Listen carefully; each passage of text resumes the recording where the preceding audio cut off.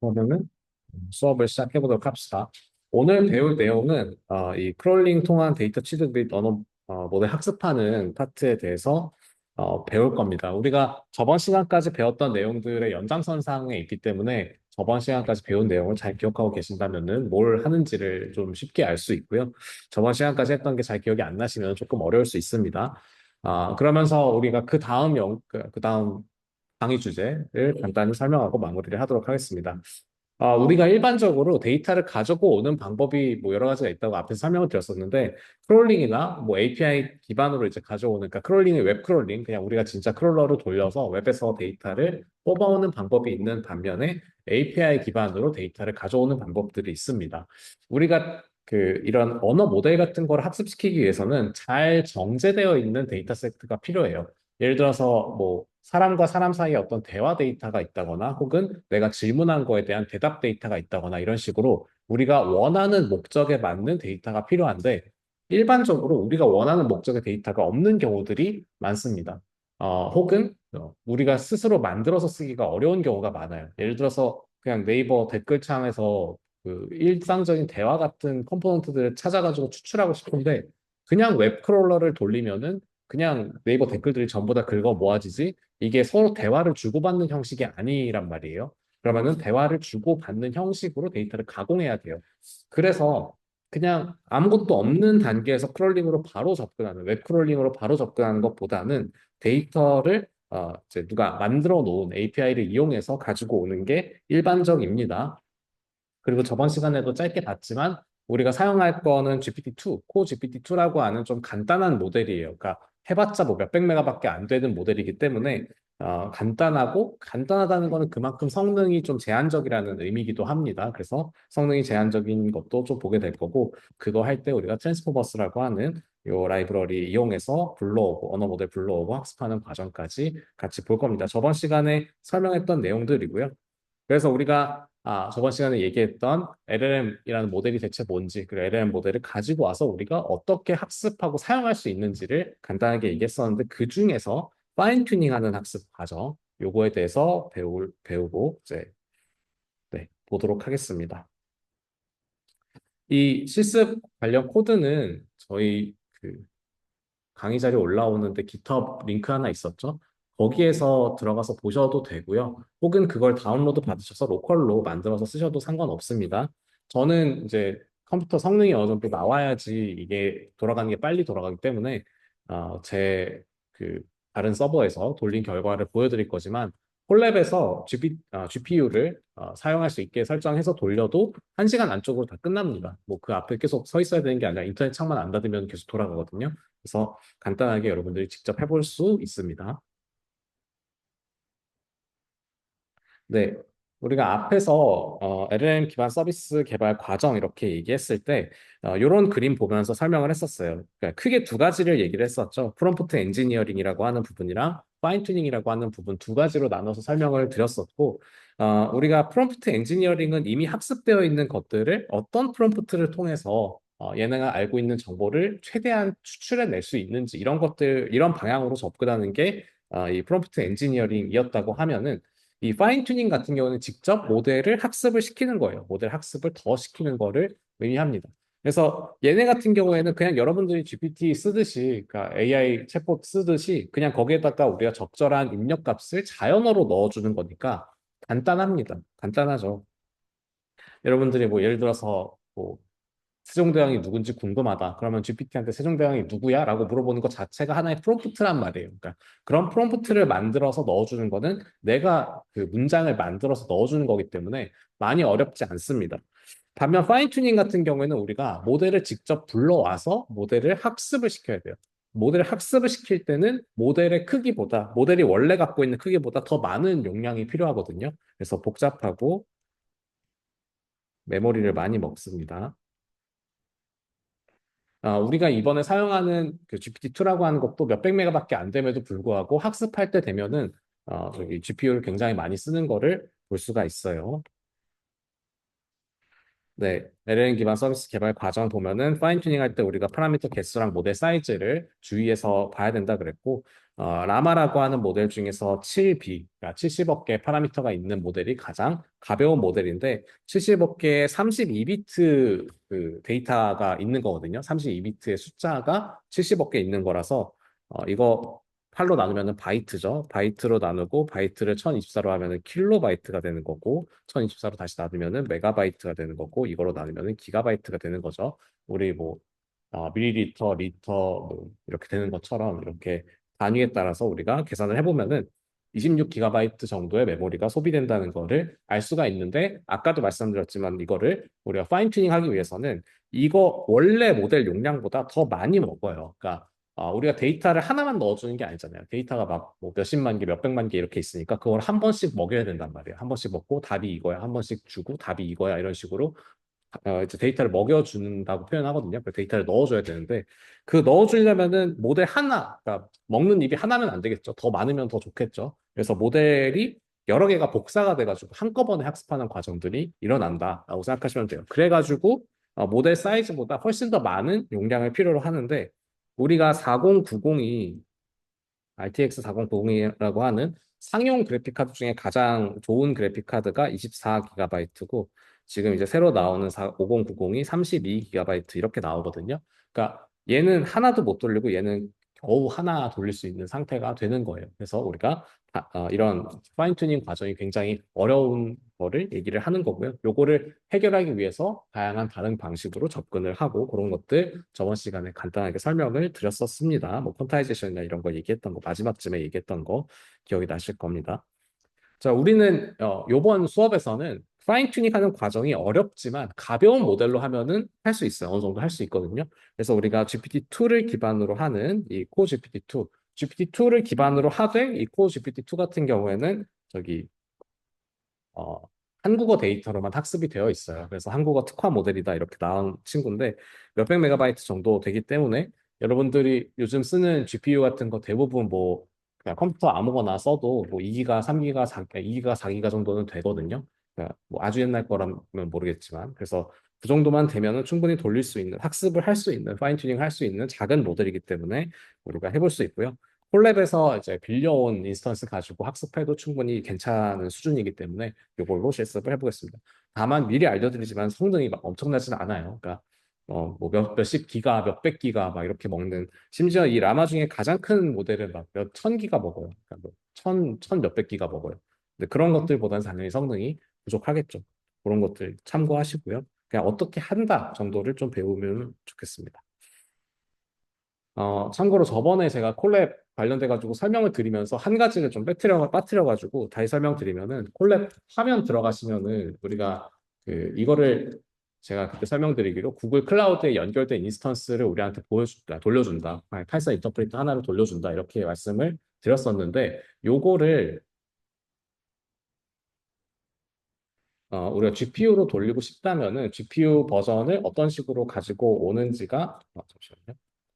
달라진다 이렇게 말씀을 드렸었는데 잠깐만요.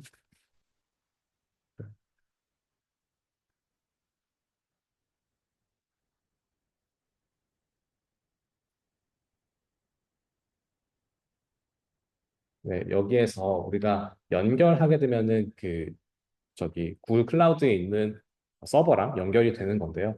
우리가 이 연결할 때 런타임 유형 변경 누르셔서 GPU나 TPU로 바꿔주시고 하시면 되는데 일반적으로는 GPU로 바꿔주시고 하시면 됩니다. TPU라고 하는 거는 여러분들이 굳이 뭐쓸 필요는 없는 구글 클라우드 자체에서 제공하는 구글이 만든 AI 가속기라고 보시면 돼요. GPU는 사실 원래 범용적인 그래픽 연산을 하기 위해서 만들어졌는데 걔네들이 부동소수점 연산을 잘하기 때문에 저 우리가 지금은 AI 연산에 쓰는 거거든요. 근데 이 TPU는 구글 클라우드에서 자체 개발한 AI 전용 칩이에요. 뭐 그래픽 연산 이런 거가 아니라 그런 건데 그러니까 우리가 굳이 알 필요도 없고 쓸 일도 별로 없습니다. 우리가 이거에 대한 디바이스가 뭐 데모판으로 개발자들한테 몇 개 막 이렇게 주어지고 하긴 하는데 실제로는 요거를 쓰는 업체가 없어요. 그러니까 구글 클라우드에서 빌려서만 쓸 수 있는 거기 때문에 TPU는 그냥 무시하시고 GPU만 쓰시면 됩니다. 이 GPU로 이제 쓰시면 되는데 이게 주의할 점이 콜랩 같은 경우에는 구글 클라우드에 있는 인스턴스를 무료로 빌려주는 거다 보니까 이제 거기에서 리소스를 너무 많이 쓰고 있는 경우에, 그러니까 구글 클라우드에서 리소스를 너무 많이 쓰고 있는 경우에는 끊겨요. 그러니까 런타임 뭐 연결 끊김 이렇게 뜨면서 끊기는데 옛날에는 여러 가지 그뭐 꼼수들이 있었거든요. 그러니까 HTML로 저기 F12 눌러가지고 HTML로 자바스크립트로 저기 몇 초마다 한 번씩 뭐 이렇게 살아있다고 이렇게 신호 보내주면은 안 끊기고 막 이런 꼼수가 예전에 있었는데 구글도 바보가 아니니까 그런 걸 다 막았습니다. 그래서 요즘에는 꼼수가 잘 안 통해서 그냥 자주 들여다보는 수밖에 없고요. 심지어는 이 AI 관련된 학회들이 연초랑 어, 연초랑 8월, 7월 뭐 이쯤에 몰려 있어요. 그러니까 그 제출 마감일이. 근데 구글 클라우드를 빌려서 쓰는 업체들이나 혹은 구글 자체에서도 자기네들 클라우드 쓸 거고 이러다 보니까 중간에 끊기는 시기가 있습니다. 그러니까 GPU를 언제든지 빌려서 쓸 수 있으면 좋겠지만 끊기는 시기가 있어요. 그래서 그럴 때는 쓸 수 없다 정도만 알아두시면은 뭐 이거 사용하시는 데는 큰 문제가 없을 거고요. 저번 시간에 말씀드릴 때 허깅 페이스 관련 라이브러리 설치하시라고 말씀을 드렸었고 설치해서 오셨다고 생각을 할게요.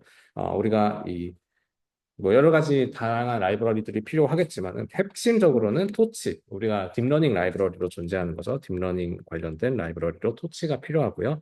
트랜스포머스는 그 중에서 트랜스포머라는 아키텍처를 쓰는 경우를 의미하는데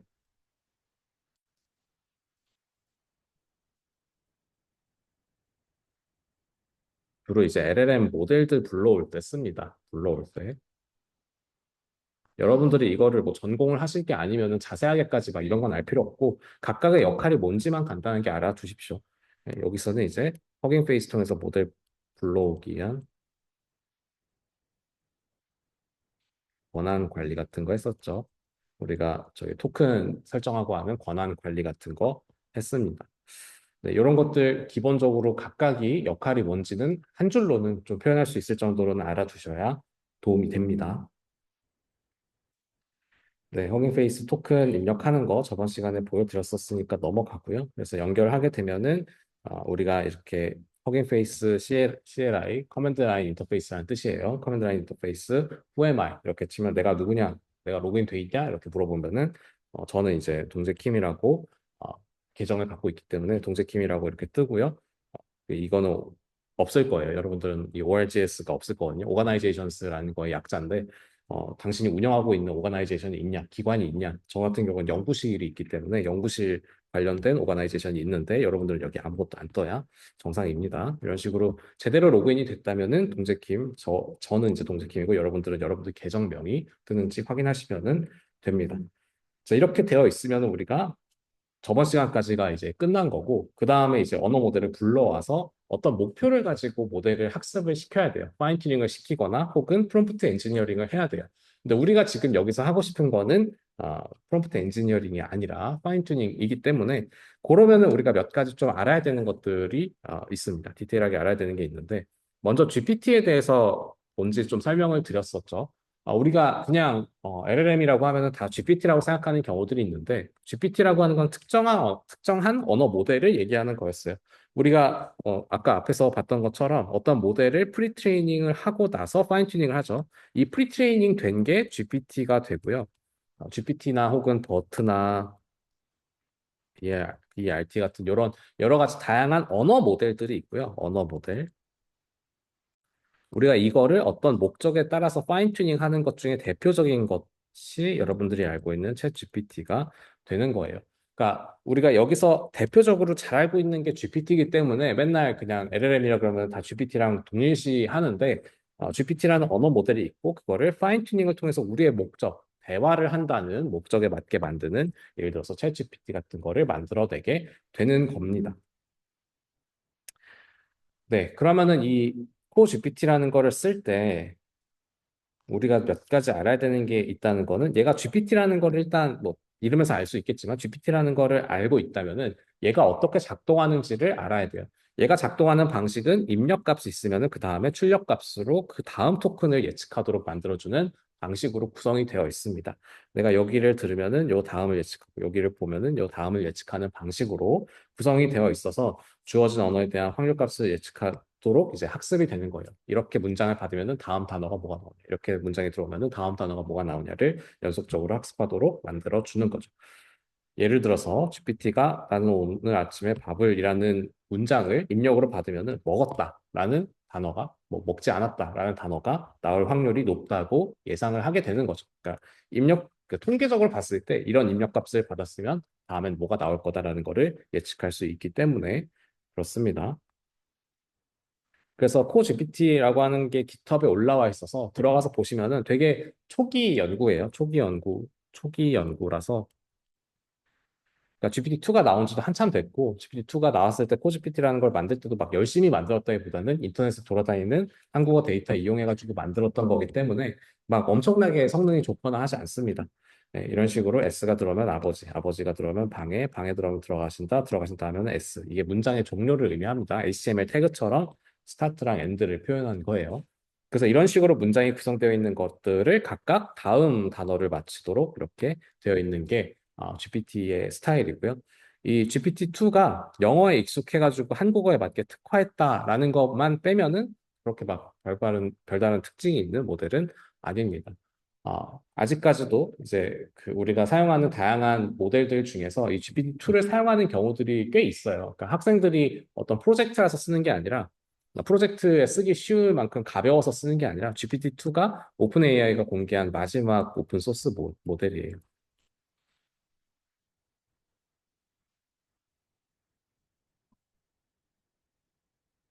아까 제가 라마나 이런 거 계속 얘기하는 이유가 라마, LLAMA 이런 거 계속 얘기하는 게 이게 메타 출신인데 얘네 같은 경우에는 계속 오픈 소스거든요. 그러니까 소스가 오픈이지 라이센스는 오픈이 아니긴 합니다. 그래서 이거 상업적 이용하려면은 뭐 제약이 있고 하긴 하지만 어쨌든 라마라고 하는 모델은 계속 오픈 소스로 우리가 이제 뭐 7B도 있고 뭐 750B인가 뭐 엄청 큰 모델도 있고 막 그렇게 있는데 이 GPT 모델 중에서는 가장 마지막 모델이 GPT-2이기 때문에 아직도 GPT-2를 사용하는 다양한 그 어플리케이션들을 볼 수가 있어요. 뭐 그거는 나중에 보게 될 거고요. 이게 GPT-3보다도 훨씬 작아요. 그러니까 애초에 GPT-1이랑 GPT-2는 별 차이가 없어요. 근데 이제 GPT-3로 가면서 가장 크게 변경된 것 중에 하나가 모델 사이즈가 엄청 커졌다는 거거든요. 그러니까 파라미터가 많아지고 모델 사이즈가 엄청 많아지고 그러면서 할 수 있는 할 수 있는 것들이 굉장히 많아졌던 거기 때문에 GPT-3보다 작으면 사실 어떤 성능에 제한적인 부분이 있다. 이 정도로 알고 계시면 되겠습니다. 그래서 여러분들이 그 챗GPT 쓰는 것처럼 이 GPT를 쓸 수는 없어요. 아까도 얘기했지만 이거는 언어 모델이에요. 그리고 뭐 GPT-3나 4.5 같은 경우 뭐 4. 그 알파벳 5 이렇게 나오는 이런 친구들 같은 경우에는 입력 데이터도 되게 다양하게 넣어주고 프롬프트도 잘 짜서 넣어주거든요. 그러니까 예를 들면 사람이 어떤 질문하면은 사람이 대답하는 것 같은 입력값으로 다 넣어주고 그러는데 이 GPT-2까지만 해도 그냥 인터넷에 돌아다니는 데이터를 막 때려 넣어서 만들었기 때문에 그렇게 막 언어 모델이라고 해도 우리가 요즘에 쓰고 있는 챗봇처럼 대답을 하지는 못해요. 그러니까 꿈과 환상이랑 좀 거리가 있습니다. 네, 그래서 보시면은 이 코GPT-2라고 하는 친구는 125 밀리언, 125에다가 100만이니까 2천만, 1억 2,500만 개의 파라미터네요. 1억 2,500만 개의 파라미터를 갖고 있고 타입은 무시하셔도 돼요. 이거는 이제 트랜스포머에 대한 설명이고 레이어 개수도 그렇게 중요하지 않고요. 네, 히든 디멘전 이런 거 다 이제 트랜스포머에 대한 그 자세한 설명인데 여러분 트랜스포머를 잘 모르시니까 요거만 보셔도 충분합니다. 125 밀리언 정도밖에 안 되기 때문에 원래 우리가 보던 거는 막 7 빌리언 막 이랬던데 125 밀리언이면 귀엽죠. 귀여운 수준이기 때문에 우리가 직접 우리 모델에다 우리 컴퓨터에다 올리고 학습을 시키고 할 수가 있습니다. 네, 근데 이런 GPT 모델이든 다른 언어 모델이든 우리가 어떤 모델을 불러서 걔네들을 학습을 시키려고 하면은 가장 먼저 해야 되는 게 있어요. 가장 먼저 해야 되는 거는 데이터를 살펴보는 겁니다. 데이터를 왜 살펴봐야 되냐면은 얘네들은 입력으로 받은 거에 대해서만 답변을 할 수가 있어요. 예를 들어서 언어 모델에다가 우리가 Q&A 데이터를 넣어줬다. 어떤 질문이랑 답변을 이렇게 넣어줬다고 한다면은 질문을 받고 답변을 할 수 있는 그런 친구가 생기는 거고요. 질문을 넣고 답변하는 거가 데이터에 아예 없다. 그냥 어떤 물건을 설명한다고 하면은 물건을 설명하거나 문장을 끝내거나 이런 간단한 태스크밖에 한 적이 없다. 예를 들어서 문장의 빈칸 채우기, 문장 빈칸 채우기랑 Q&A라고 하는 태스크 두 종류가 있다고 했을 때 얘가 예를 들어서 GPT의 원래 목적대로 문장의 빈칸 채우기만, 그러니까 그 다음 단어 맞추기를 통해서 빈칸 채우기만 계속했다고 치면은 Q&A 데이터를 받아본 적이 없다고 하면은 질문에 대해서 대답하는 능력이 없습니다. 뭐 너무 당연하겠죠. 질문에 대해서 대답할 수 있는 능력이 없을 수 있어요. 이렇게 문장 빈칸 채우기만 가지고 학습을 하면. 그래서 데이터를 살펴봐야 되는 이유는 어, 주어지지 않은 방식의 언어 확률을 예측할 수가 없어요. 예를 들어서 내가 갑자기 GPT한테 물어보는데 GPT가 학습한 데이터가 위키피디아나 무슨 백과사전 이런 데이터였다고 쳐봅시다. 그러면은 내가 박쥐라고 치면은 박쥐에 대한 설명이 뒤에 쭉 나올 수는 있어요. 왜냐면 그거는 이제 백과사전 데이터를 넣었으니까 박쥐에 대한 설명이 달려 있었으니까 학습해서 그 박쥐에 대한 설명을 얘기해 줄 수 있죠. 근데 내가 예를 들어서 박쥐는 뭐 무슨 과 동물이야? 이렇게 물어보면은 얘는 그런 입력값을 받아본 적이 없어요. 그러니까 그런 질문에 대해서 이해를 할 수가 없거든요. 그래서 우리가 데이터를 봐야 됩니다. 예를 들어서 이런 식으로 영안사전 같이 어떤 단어를 넣고 단어에 대한 설명이 달려있는 이런 방식으로 데이터를 GPT에다가 넣어줬다. 언어 모델로 학습시킬 때 이렇게 넣었다. 그럼 내가 여기에다 갑자기 뭐 어, 애플이라는 회사의 CEO는 누구야? 뭐 이렇게 물어보면은 뭐 애플이라는 그러니까 사과는 언제 열려? 뭐 이런 식으로 물어보면은 대답할 수가 없다는 거예요. 데이터가 이런 식으로 들어가면은 대답할 수가 없어요. 이런 식으로 들어가는 거에 더해서 각각에 대한 Q&A 프롬프트를 만들어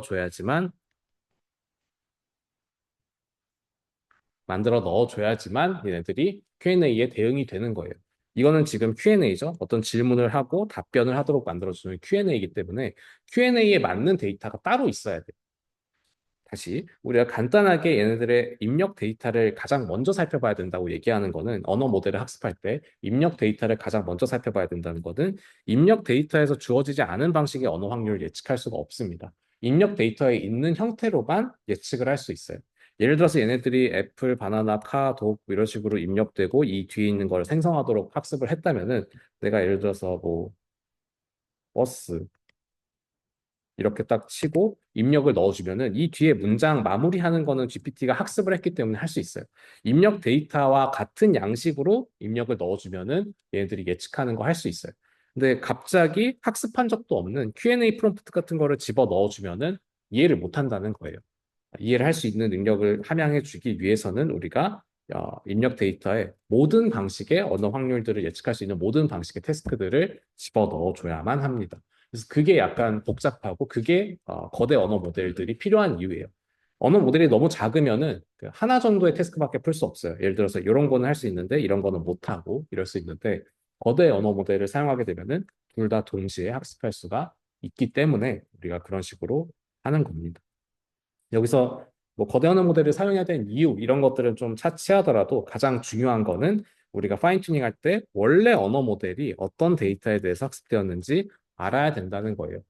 뭐 이거를 모르면은 여기에다가 어떤 프롬프트로 새로 넣었을 때 학습이 가능하다 아니다를 평가하기가 어렵기 때문에 그렇습니다. 뭐 예를 들어서 우리가 백과사전 같은 데이터가 학습이 되어 있으면은 Q&A로 우리가 하고 싶어요. Q&A 모델을 만들고 싶어요. 그럼 Q&A로 프롬프트를 만들어서 다시 파인 튜닝을 해야 되고 그렇게 한다 그래도 성능이 아주 뛰어나지 않을 거라는 거 생각할 수 있는 거죠. 왜냐하면 애초에 학습될 때 Q&A 같은 데이터를 본 적이 없었기 때문에 제대로 못할 거다라는 생각을 할 수가 있는 겁니다. 네, 그래요. 그래서 다음에 나오는 거는 우리가 이런 거를 가지고 결국에 뭘 할지랑 같이 연결이 돼야 되는 거예요. 우리가 언어 모델이 있다 그래도 언어 모델을 어떤 목적에 맞게 학습하고 싶은지가 달라지잖아요. 우리가 질문을 넣고 질문에 대해서 대답할 수 있는 어떤 챗봇을 만드는 게 목표다라고 하면은 목표가 정해져야지 어떤 데이터를 모아서 어떻게 학습시킬지를 정할 수가 있습니다. 예를 들어서 아까 보여드렸던 것처럼 이런 식의 백과사전 입력 데이터가 들어오는 거는 뭘 해도 이런 식으로 단어 하나 넣으면 단어에 대한 설명을 해주는 거는 잘할 수 있지만 Q&A는 할 줄 몰라요. 근데 내가 만약에 목표가 Q&A를 하는 질문에 대답하는 챗봇을 만드는 게 목적이라고 한다면은 질문에 대답하는 챗봇을 만드는 게 목적이라고 한다면은 내가 어떤 데이터를 모아야겠어요? 다양하지만 Q&A 관련된 데이터를 모아야 되고요. Q&A 데이터를 모아서 학습을 뭐 파인튜닝을 시킬지 혹은 뭐 저기 프롬프트 엔지니어링을 할지 이런 거를 결정할 수가 있어지는 거죠. 우리가 여기에서는 저기 어, 파인튜닝으로 접근한다고 했고요. 데이터를 수집하는 방법은 여러 가지가 있지만 대표적으로 크롤링이랑 공개된 데이터를 API로 가져오는 방법, 그러니까 웹 크롤링을 얘기하는 거죠. 웹 크롤링이랑 데이터 공개된 거를 가져오는 방법 이렇게 두 가지를 설명드렸는데 크롤링하기 쉬운 데이터랑 쉽지 않은 데이터들이 좀 구분이 됩니다. 예를 들어서 위키 데이터, 뭐 뉴스 뭐 이런 것들은 뭐 공개되어 있어요. 이미 공개되어 있고 API도 열려 있는 경우들이 많고 가져오는 게 어렵지 않습니다. 근데 그런 문장 가지고 만들 수 있는 어플리케이션이 좀 제한적이에요. 우리가 Q&A 데이터 같은 경우에는 뭐 입력을 넣으면은 그거 질문에 대해서 질문으로 입력을 넣으면은 질문에 대해서 대답할 수 있는 그런 AI를 만들 수 있겠죠.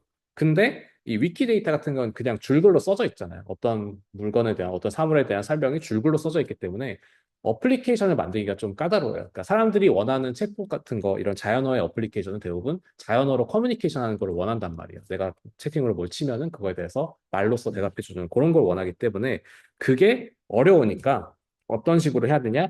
크롤링하기 어려운 데이터들은 크롤링이 아니라 공개된 데이터들 혹은 내가 직접 만들어서 써야만 합니다. 여기서는 우리가 크롤링하기 어려운 데이터를 받아서 사용하는 방식을 써볼 거고 여기 댓글 데이터라고 했는데 댓글 데이터 말고도 Q&A 데이터도 가져오는 방법 같이 있거든요. Q&A 데이터를 가져와서 질문에 대답하는 챗봇을 만들도록 하는 거를 같이 볼 겁니다. 이런 것들을 해주기 위한 라이브러리들이 그 몇 개 있어요. 혹은 이제 뭐 이런 목적에 의해서 만들어지진 않았지만 이런 식으로 데이터를 가지고 올 수 있도록 만들어져 있는 것들도 있습니다. 대표적인 게 우리가 봤던 허깅 페이스도 모델을 가져오는데 썼지만은 모델뿐만 아니라 데이터를 가져오는데도 쓸 수 있습니다. 혹은 캑을 관련된 캑을 뭔지 아시죠? 뭐 데이콘 비슷한 그런 사이트인데 여기에서도 그 열려 있는 컴피티션 이런 것들에 대한 데이터, 뭐 열려있지 않은 거 종료된 컴피티션에 대한 데이터도 불러올 수 있도록 만들어져 있는 API가 있습니다. 이런 것들에서 가져올 수도 있고요. 혹은 이런 식으로 만들어져 있는 특정한 목적에 의해서 만들어져 있는 라이브러리를 사용할 수도 있습니다. 이 쿠퍼라라고 하는데 들어가 보면은 뭐 이런 식으로 생겨 먹었고요.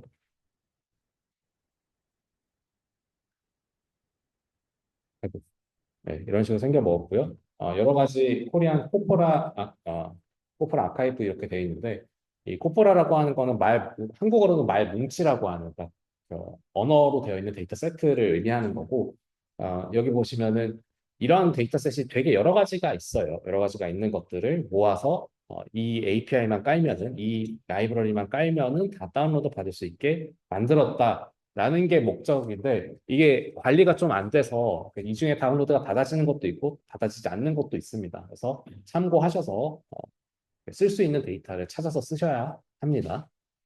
예를 들어서 대표적으로는 이런 거.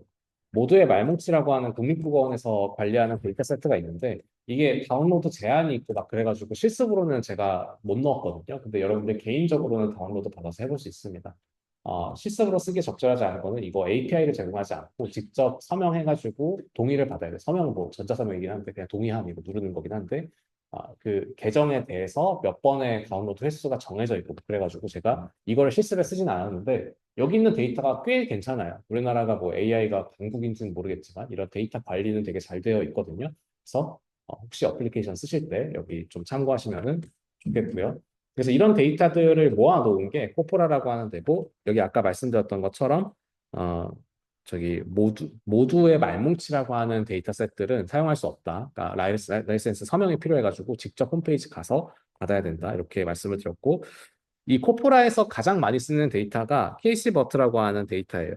KC버트라고 하는 거는 이름에서 알겠지만 버트의 그 한국어 버전이거든요. 버트의 한국어 버전으로 사람들이 만들어 놓은 것 중에 하나인데 이 버트의 한국어 버전을 만들면서 데이터셋들을 모아놨어요. 누군가가 모아놓은 데이터셋을 KC버트 데이터셋이라고 부르는 거고요. 뭐 중요하진 않아요. 근데 이제 이거 열어보면은 저도 이거를 실습에 쓰려고 하다가 예, 좀 그래서 안 넣었어요. 그러니까 이게 왜 그러냐면 혐오 표현도 좀 있고 정치적인 발언도 막 있더라고요. 그러니까 네이버 댓글에서 읽었다 보니까 막 오늘 또 날이 하필 뭐 그래가지고 이제 근데 이제 옛날에 모은 거라서 여기는 이제 문재인이랑 박근혜가 등장을 자주 하더라고요. 근데 이제 그런 문장 그런 댓글들만 모았는지 모르겠는데 뭐 인공지능에 대해서 물어보는데 갑자기 문재인 박근혜 등장하고 막 이러니까 못 쓰겠더라고요, 이 데이터를. 원래 이런 거 좀 정제를 해야 되는데 정제가 안 돼 있어요. 그래서 이걸 못 썼고요. 아무튼 네, 아까 말씀드린 것처럼 다른 좋은 데이터셋을 쓰시면 좋겠고 모두의 말뭉치가 그런 거 좀 잘 처리가 되어 있으니까 저거 쓰시는 게 가장 좋습니다. 네, Q&A 데이터셋으로는 그 저기 아까 봤던 코포라에는 Q&A 데이터셋이 없어요. 그래서 우리가 조금 찾아야 되는데 제가 찾아서 가지고 온 거는 이 코쿼드라고 하는 데이터셋이고요. 이 코쿼드 데이터셋은 버전이 1도 있고 2도 있는데 버전 2가 약간 용량이 커요. 그래서 여러분들 개인 컴퓨터나 서버에다가 다운받는데 한 세월 걸리기 때문에 굳이 그거 가지고 실습할 필요는 없잖아요. 그래서 1.0 버전 다운로드 받을 수 있는 형태로 실습 코드 만들어 놨으니까 그거 참고해서 하시면 됩니다. 보통 이런 데이터셋 공개하는 거는 데이터셋 공개한다고 뭐 이 사람들한테 뭐 돈이 가거나 하진 않잖아요. 근데 이제 관리하고 이런 입장에서 커뮤니티를 위해서 관리하고 이런 입장에서 여러 가지 스탠다드를 좀 지켜서 만들어 놓는데 보통 이 여러분들의 AI를 테스트해라 라는 방식으로 만들어 놓습니다. 그래서 보시면은 엑사1이라고 하는 LGAI 모델이 지금 상위에 있고 그다음에 애트리 팀 있고 뭐 바이브라고 하는 회사 있고 뭐 애트리 있고 삼성 있고 이런 식으로 이런 이 데이터셋에 대해서 얼마나 잘한다 이런 것들이 제 리더보드로 있기도 합니다. 데이터셋에 대한 설명 여기 참고하시면 되고요. 네, 제가 여기 설명 나와 있지만은 위키피디아 아티클에 대해서 그 질의응답을 사람들이 만들어 놓은 데이터예요. 그러니까 위키피디아를 그냥 가지고 있으면 Q&A 데이터를 만들 수가 없다 그랬죠. Q&A 프롬프트가 아니기 때문에 학습이 안 된다 그랬어요.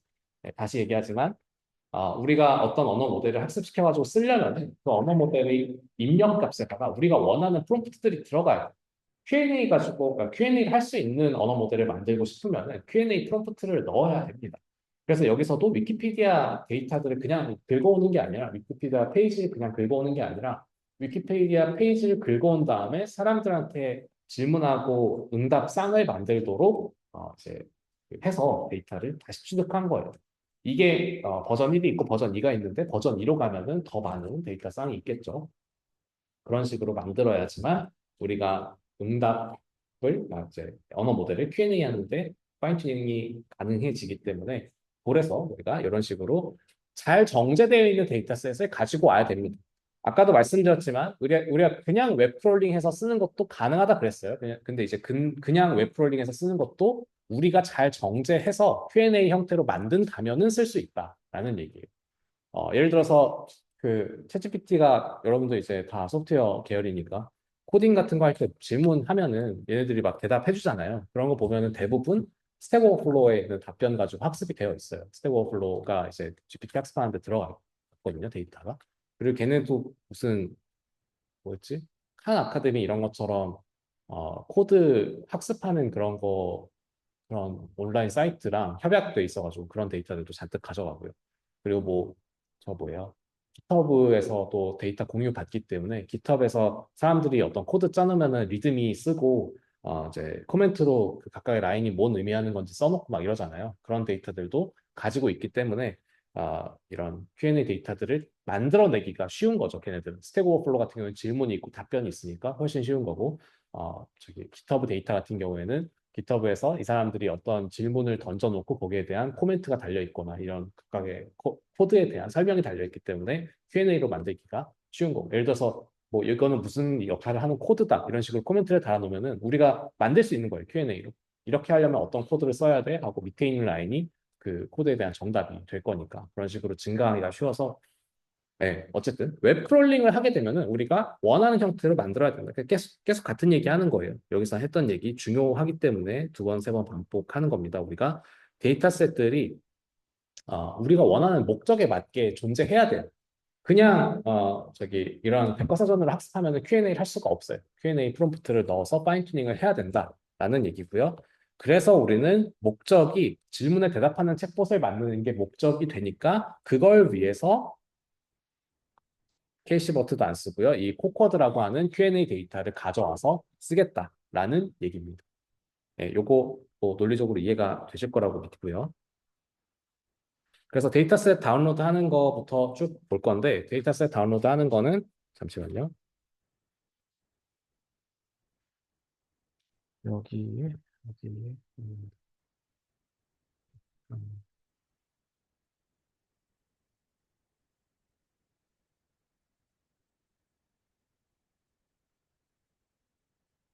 네, 여러분들이 이렇게 보시면은 wget이라고 하는 거를 쓰는 거를 볼 수가 있을 텐데요. wget이 우리가 링크에서 그냥 그 데이터 다운로드 받아올 수 있는 방법이잖아요. 그런데 이게 보통 리눅스에서는 되는데 윈도우즈에서 안 된다고 알고 계시는 분들이 있어요. 근데 윈도우도 wget 있습니다. 윈도우 버전 있는데 다만 그 윈도우 버전을 쓰시려면은 저기 그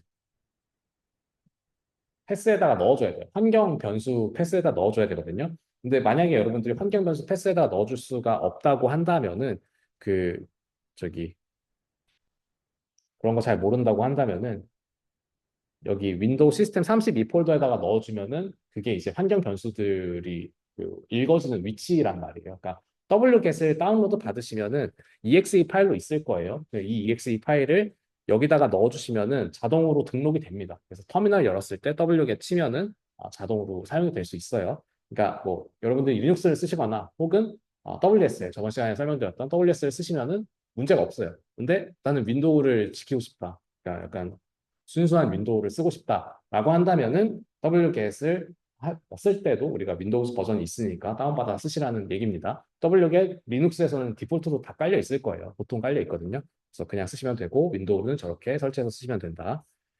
그래서 보시면은 우리가 아까 봤던 코코드 사이트에서 데이터 다운로드 받는 그게 그 뭐 웹페이지에 대해서 얼마나 아시는지 잘 모르겠는데 여러분들 2학년이니까 웹페이지들을 보통 이제 버튼을 누르면은 버튼을 누른 거에 대해서 쿼리를 서버로 보내고 서버에서 전송을 받아가지고 데이터를 여러분들한테 띄워주는 방식으로 구성이 되어 있거든요. 그러면은 아까 제가 봤던 코코드 사이트에서 이 버튼을 누르면은 여기 다운로드 버튼을 누르면은 어딘가에서 어떤 링크에서 우리가 데이터를 뽑아올 거잖아요. 그 데이터 링크가 여기 있는 wget 뒤에 있는 요 링크입니다. 저 링크로 다운로드 받아와서 우리가 특정한 이름으로 저장을 하겠다라는 얘기고요. 그래서 우리가 트레인 데이터, 데브 데이터 이런 식으로 있는데 뭐 트레인 데이터, 데브 데이터 아까 뭐 신경 쓸 필요 없고 그냥 둘 다 다운로드 받아주시면 됩니다. 우리가 어차피 쓸 때는 트레인 데이터만 쓰도록 현재 코드가 만들어져 있어요. 그래서 트레인 데이터 다운 받으시고 이게 제이슨 파일이니까 제이슨 파일을 열어서 볼 수 있는 방식대로 우리가 저렇게 해볼 수가 있습니다. 그래서 돌려보면요. 이거 설정 안 한.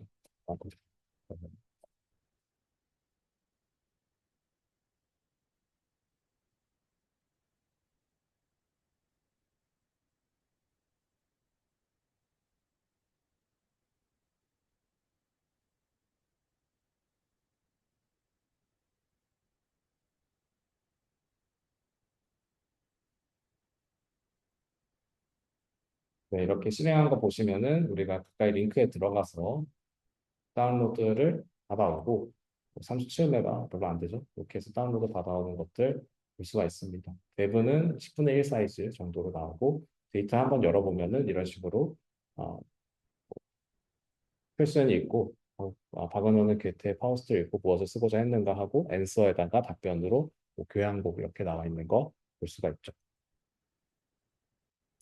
그래서 그런 것들을 여기에서 우리가 각각의 제이슨 파일을 읽도록 만든 다음에 그 트레이닝 데이터 안에 어떤 것들이 있고 뭐 이런 거 지금 보여준 겁니다. 그래서 우리가 이거를 잘 만들어서 GPT 모델, 코 GPT 모델이 이해할 수 있는 형태로 넣어주면은 파인 튜닝을 할 수가 있어지는 거예요. 그게 우리 이번 오늘 수업의 최종 목적이 되는 거고요.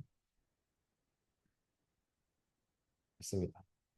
자, 우리가 저렇게 데이터를 불러왔습니다. 데이터 다운로드 받고 불러왔다고 가정했을 때 이거를 잘 정제해서 모델에다가 넣어야 돼요.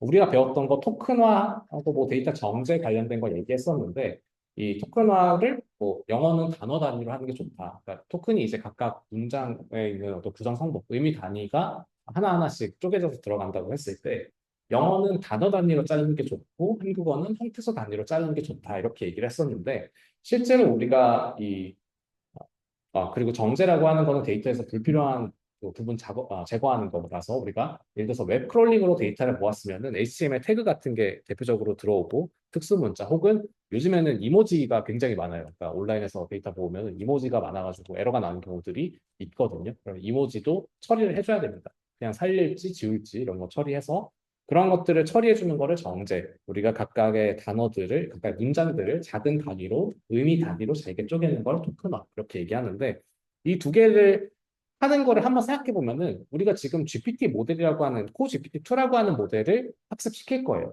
코 GPT-2가 이해할 수 있는 단어들만 넣어줘야 되고 코 GPT가 이해하는 토큰으로 넣어줘야 된다는 얘기예요. 다시 말하면. 그러니까 우리가 자연어가 있으면은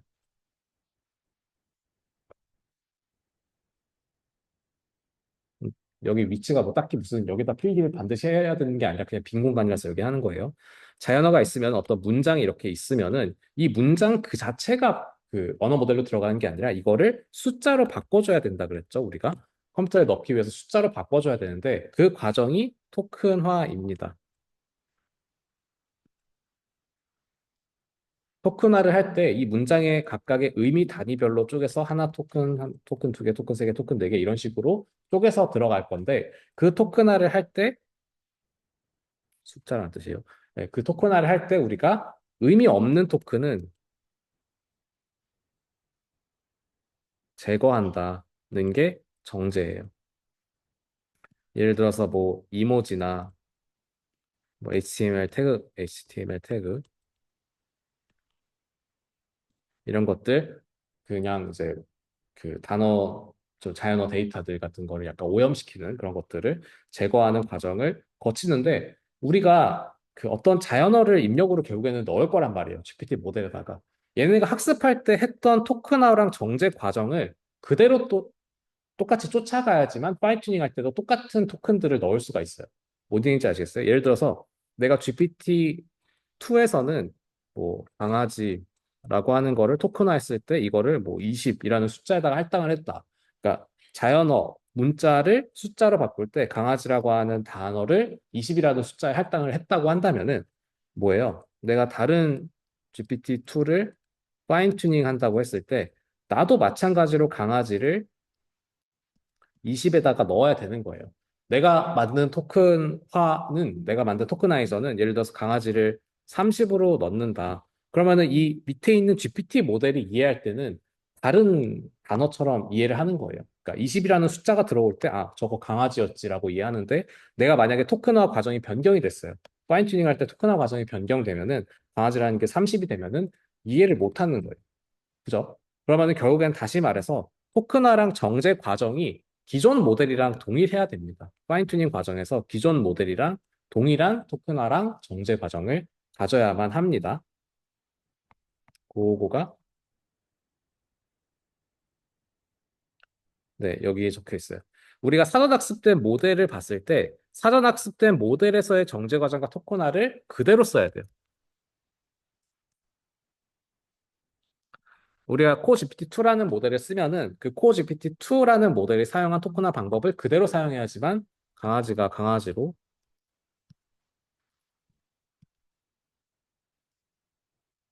사전학습 때 강아지라고 이해했던 부분이 파인 튜닝 했을 때도 강아지로 그대로 이해될 수가 있는 거예요. 만약에 토큰화가 변경되면은 사전학습 때는 강아지라고 이해했던 게 뭐 파인 튜닝 할 때는 뭐 고양이로 인식된다거나 이런 다른 단어로 인식될 수도 있기 때문에 같은 토큰화 과정을 그대로 가져와서 사용해야 됩니다. 네. 그래서 우리가 이렇게 되어 있으면은 그러면은 각각의 모델에 대한 토큰화는 어떻게 했고 정제 과정은 어떻게 했다라는 거를 다 알아야 된다는 얘기잖아요. 그럼 그걸 어떻게 처리하냐? 트랜스포머스에 있는 토크나이저라고 하는 친구를 우리가 불러올 때 다 그런 역할을 할 수 있는 녀석들을 불러오도록 만들어 놓습니다. 이 토크나이저라고 하는 거 언어 모델 우리가 코 GPT-2 가져올 때 같이 가져오거든요.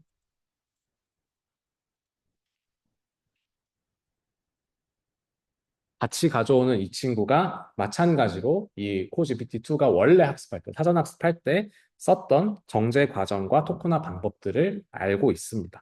그래서 트랜스포머스에서 모델 토크나이저를 불러오면은 정제관음까지 포함되어 있는 원래 코지피티2 했을 때 했던 거가 그대로 들어오게 되고요. 근데 데이터는 달라지잖아요. 그러니까 내가 예를 들어서 원래 학습할 때는 백과사전 가지고 학습을 했는데 파인 튜닝 할 때는 뭐 DC 인사이드니 무슨 이런 커뮤니티에서 데이터를 긁어와서 학습을 한다 그러면은 얘네들은 이제 처음 보는 토큰들이 등장할 수 있단 말이야. 사람들이 막 거치니까 막 이제 이상한 말들을 하니까 이제 없는 토큰들이 나오게 되면은 그런 것들은 기존의 토크나이저가 해석을 할 수가 없어요. 그럼 그런 것들은 UNK라고 하는 스페셜 토큰으로 들어가게 됩니다. 이런 스페셜 토큰들이 몇 개 있어요. 이따가 또 보게 되겠지만 이런 스페셜 토큰들 중에 대표적인 게 이 UNK 언노운 토큰이라고 하는 게 있고 패드라는 게 있고 뭐 그렇습니다. 패딩을 위해서 넣어주는 거. 뭐 이런 거 여러 개 있는데 이따가 또 보게 될 겁니다. 이런 것들을 이용해서 우리가 기존에 있는 데이터랑 새롭게 모은 데이터랑 토큰 수준에서 컴퓨터에 들어가는 GPT에 들어가는 숫자 수준에서 차이가 발생하지 않게 만들어주는 게 최종 목적이 됩니다. 네, 그러면은 그 과정에서 뭐 이 코어 GPT-2라는 게 어떤 토큰화를 쓰냐? 바이트 페어 엔코딩이라고 하는 BP라고 하는 토큰화를 쓰는데 막 자세하게 알 필요는 없고 간단하게만 이해하시면 되는데 우리가 원래는 단어 기준으로 나누거나 형태소 기준으로 나누는 방식을 생각했는데 지금 얘는 영어도 한국어도 같은 방식의 토큰화를 쓰겠다는 거예요. 이게 뭔 얘기냐면은 우리가 GPT-2라고 하는 원래 모델 있잖아요. 그러니까 코 GPT-2 말고 GPT-2라고 하는 모델은 영어를 기반으로 학습을 했었어요. 근데 거기서 썼던 방식을 그대로 코 GPT-2에다가 썼거든요. 그게 가능한 이유를 설명드리는 건데, 이 BP라고 하는 방식은 언어랑 관계없이 이해할 수 있는 토큰을 만드는 게 목적이었어요. 언어랑 관계없이 이해할 수 있는 토큰이 어떤 거냐면은 자주 등장하는 바이트끼리 묶는 거를 이제 토큰으로 만들겠다라는 거예요. 자, 여러분들이 한번 그 기억을 되살려 보시면은 우리가 보통 컴퓨터에서 쓰는 그 인티저 아주 작은 숫자를 나누는 기준이 바이트죠. 바이트는 8비트고요. 그죠? 8비트인 바이트 수준에서 표현되는 그 언어 표현 방식이 아스키가 있습니다. 아스키 같은 경우에는 알파벳만 표현이 됩니다. 그죠? 근데 우리가 쓰고 있는 거는 유니코드예요. 유니코드죠. 유니코드는 우리가 요즘 쓰고 있는 유니코드는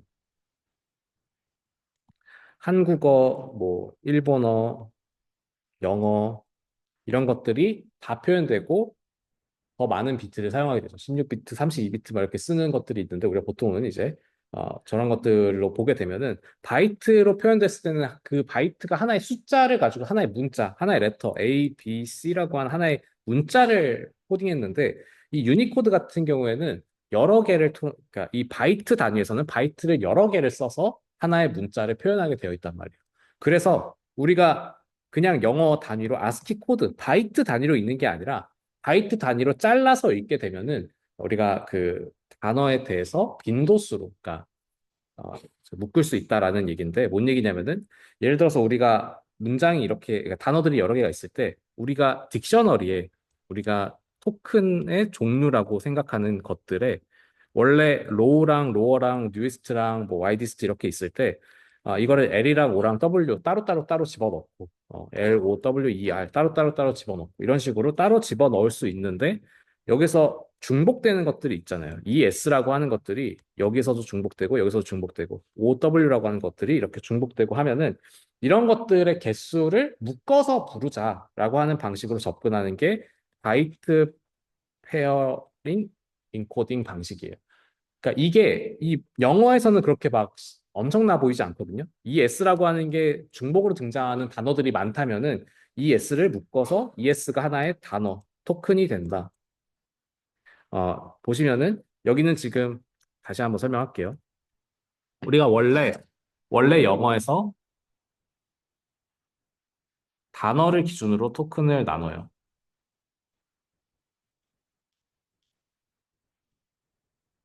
근데 여기서는 지금 그 문자 하나당 한 개 토큰으로 시작을 하는 거고요.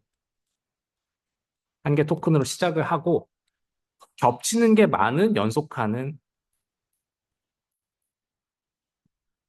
그러니까 겹치는 게라기보다는 자주 같이 등장하는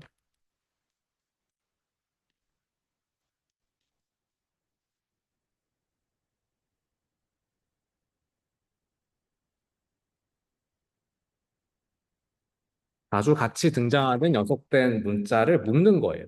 이런 식으로 묶으면은 여기서는 지금 한 번 했기 때문에 이 S라는 게 여러 번 등장해서 이 S라고 하는 하나의 토큰이 생기는 건데 이거를 반복하면은 어떻게 되냐면은 우리가 자주 등장하는 단어라는 하나의 녀석은 그 하나의 형태로 계속 등장할 거잖아요. 예를 들어서 우리가 뭐 독이라고 하는 게 나오면은 독이라고 하는 거가 들어가 있는 모든 단어에서 얘네들은 순서대로 계속 같이 묶어서 나올 거니까 빈도수가 굉장히 높을 거란 말이에요. 그냥 A, F, G 뭐 이런 그 의미 없는 세 개의 단어보다는 빈도수가 많이 나오잖아요. 이렇게 빈도수가 같이 등장하는 빈도수가 많은 것들을 하나의 토큰으로 묶겠다는 거예요.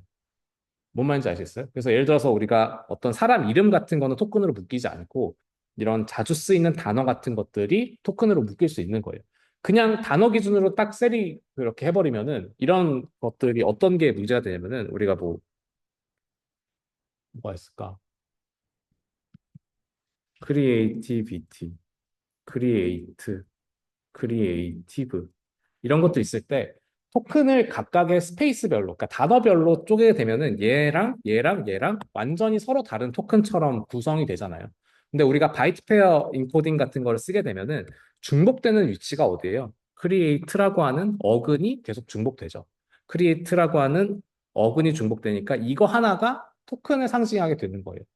그리고 그 IVT 이런 거는 이제 어떤 형용사형을 명사형으로 바꿔주는 뭐 E로 끝나는 건 형용사형들이 많고 뭐 명사형일 수도 있고 아니 저희 동사형일 수도 있고 IVE로 끝나는 건 대부분 형용사형이고 이런 것들에 대한 정보들이 포함되어 그러니까 자주 등장하는 것들이 묶여져 있는 토큰들이 생기기 때문에 우리가 인위적으로 스페이스별로 그러니까 단어별로 딱딱 잘라서 토큰을 만드는 것보다 이 자연어가 갖고 있는 의미를 더 잘 파악할 수 있다라는 취지에서 시작된 접근 방법이에요.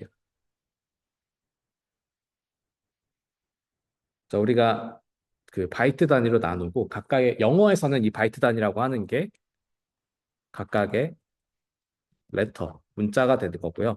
각각의 레터별로 나누고 걔네들이 함께 등장하는 바이트들을 하나의 토큰으로 묶게 되면은 이런 식으로 중복적으로 크리에이트라고 하는 것들이 동시에 등장하는 것들이 하나의 어근을 갖는 것들이 하나의 기원이 동일한 녀석들이 같은 의미라고 묶여요. 같은 토큰으로 묶여요. 그래서 우리가 요거를 쓰면은 좋다라고 얘기했던 게 그 영어에서 이 바이트 페어 인코딩을 쓰는 거의 장점이었어요. 그러니까 우리가 단어별로 어떻게 해야 되고 막 이런 거 안 하고 이렇게 하면은 그냥 자동으로 잘 된다. 자연에 많이 존재하고 자주 존재하는 것들을 묶는 게 좋으니까 그렇게 하면 된다라고 했던 건데 이거의 다른 장점이 아까 얘기 드렸던 유니코드입니다. 유니코드가 16비트로 되어 있는데 16비트로 하면은 안녕이라고 하는 게 이런 식으로 우리가 그 막 쪼개져 가지고 들어가게 돼요. 그러니까 뭐 주소 표시되어 있고 각각에 대한 그러니까 요거는 이제 유니코드라는 거, 그 16지법이라는 거 표기하기 위해서 써주는 거니까 이 역슬래시 x는 무시하시고 보시면 됩니다. 요거 두 개가 각각의 어떤 그 숫자로 딱딱 들어가도 32비트죠. 16진법으로 두 개씩 들어가서 이제 32비트짜리가 이렇게 들어가게 되는데 이렇게 들어가 있을 때 얘네들이 각각 뭐 이응, 니은 이런 식으로 니은, 이응 이런 식으로 각각의 코딩이 되어 있단 말이에요. 그러면 우리가 이거를 바이트 페어 인코딩으로 하게 되면은 얘랑 이렇게 안이 동시에 많이 등장한다. 혹은 안 니은까지가 많이 등장한다. 안영 자체가 많이 등장한다. 이걸 기준으로 토큰을 묶을 수가 있어요. 이게 뭔 얘기냐면은 우리가 원래 쓰는 그 토큰화 방법은 얘를 띄어쓰기 단위로 단어 기준으로 나누거나 형태소 기준으로 나누거나 문법적인 기준에서 나눴어요. 근데 이거 보시면은 문법이랑 상관없어요. 그냥 안녕하세요, 안녕하십니까, 안녕하신가요? 뭐 이런 식으로 이런 것들이 잔뜩 있으면은 토큰을 묶었을 때 안녕이라는 하나의 토큰이 정의되거나 혹은 안녕하세요, 안녕하세요 뭐 이런 것들이 많으니까 안녕 히읗까지가 하나의 토큰으로 묶이거나 우리가 언어에 존재하는 빈도를 가지고 자동으로 토큰을 만들 수가 있는 거예요. 뭐랑 상관없이 언어의 종류랑 상관없이.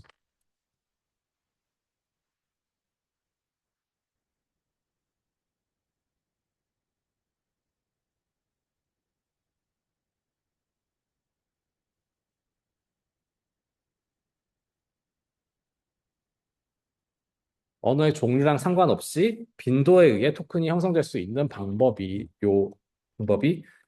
네, 요 그 바이페어 엔코딩이라고 하는 방법입니다. 그래서 두 가지 의미가 있는데 그첫 번째로 그냥 두 가지 의미 같은 의미예요. 그러니까 영어에서 우리가 맨 처음 썼던 이유는 이런 식으로 어근이 동일한 것들을 그 각각 그냥 띄어쓰기별로 단어별로 쪼개면은 서로 다른 토큰처럼 여겨지니까 근데 그게 우리가 원하는 게 아니란 말이에요. 결국에는 크리에이트라고 하는 거가 동시에 이제 같이 겹치게 되면은 같은 토큰을 표시하면 좋으니까 크리에이트라고 하는 같이 많이 등장한 녀석들을 하나의 토큰으로 묶겠다라는 방식이 이 바이페어 엔코딩이었는데 이 방식이 문법에 의존하지 않아요. 영어라고 하는 언어의 문법에 의존하지 않고 그냥 빈도수, 자주 같이 등장하는 빈도수에 의존적이기 때문에 우리가 한국어를 쓰든 뭐 일본어를 쓰든 한자를 쓰든 상관이 없어요. 어떤 걸 쓰든지 간에 걔네들이 얼마나 같이 많이 등장하느냐 가지고 안녕이라고 하는 게 안녕하세요, 안녕하신가요, 안녕하십니까 막 이런 것들에 자주 등장하면은 안녕 히읗까지가 하나의 토큰으로 묶이거나 안녕 하까지가 하나의 토큰으로 묶이거나 이런 식으로 내가 갖고 있는 데이터의 빈도수에 따라서 인코딩이 되는 거예요. 몇 개의 토큰으로 이제 인코딩이 되게 됩니다.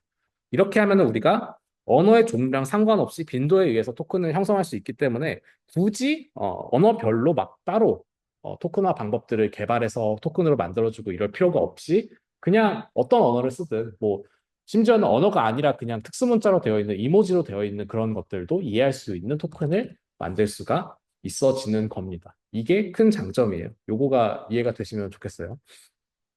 바이트페어, 다시 얘기해서 바이트페어 인코딩이라고 하는 방식은 언어랑 관계없이 이해할 수 있는 토큰, 유용한 토큰을 만드는 게 목적이에요. 원래는 형태소 분석기라거나 혹은 이제 단어별로 스페이스 띄워가지고 있는 단어별로 우리가 토큰을 만들어서 썼었는데 그게 너무 의미가 없는 경우들이 많아요. 크리에이티비티, 크리에이티브, 크리에이트 이게 서로 다른 토큰으로 만들어지면은 공간을 좀 낭비하게 되는 거예요. 그러니까 완전히 서로 다른 의미를 가지고 있는 게 아니라 같은 의미 속에서 세부적인 의미가 조금씩 갈리는 거니까 그러면은 우리가 바이트페어 인코딩을 썼을 때는 크리에이트까지 T까지는 같은 토큰으로 이해가 되니까 아 이게 대충 창작에 대한 그러니까 뭐 하나 만드는 창의성에 대한 어떤 단어를 의미하는 거의 개념이구나라고 우리가 저장을 할 수가 있는 거죠 토큰 하나로. 그리고 나서 그게 뭐 명사인지 형용사인지 동사인지에 대한 의미를 나타내는 토큰이 뒤에 붙는 거고요.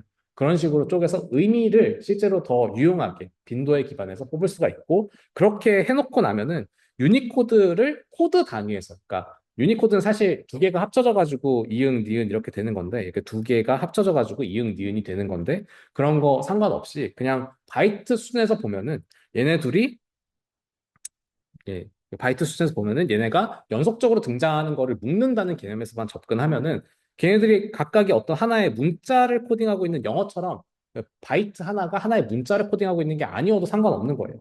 아니어도 상관없이 그냥 이 상태에서 적용을 했을 때 좀 자주 등장하는 유니코드끼리 묶이게 되는 거죠. 자주 등장하는 유니코드끼리 묶였다는 거는 걔네들이 의미 단위가 된다는 거고 이 의미는 우리가 문법적인 거랑 상관없이 언어의 종류랑 상관없이 빈도에 의해서만 토큰이 형성될 수 있다라는 장점이 있는 겁니다. 네, 그렇습니다. 거기까지가 이 좀 기본 준비 내용이었고요. 그 다음에 이제 실제로 실습으로 들어가서 데이터셋 활용한 데이터 준비를 볼 건데 요거는 잠깐 쉬었다가 10분 쉬었다가 진행하도록 하겠습니다. 출석 체크 안 하신 분들, 지각하신 분들 잠깐 앞으로 나오시고요. 10분 뒤에 다시 시작할게요.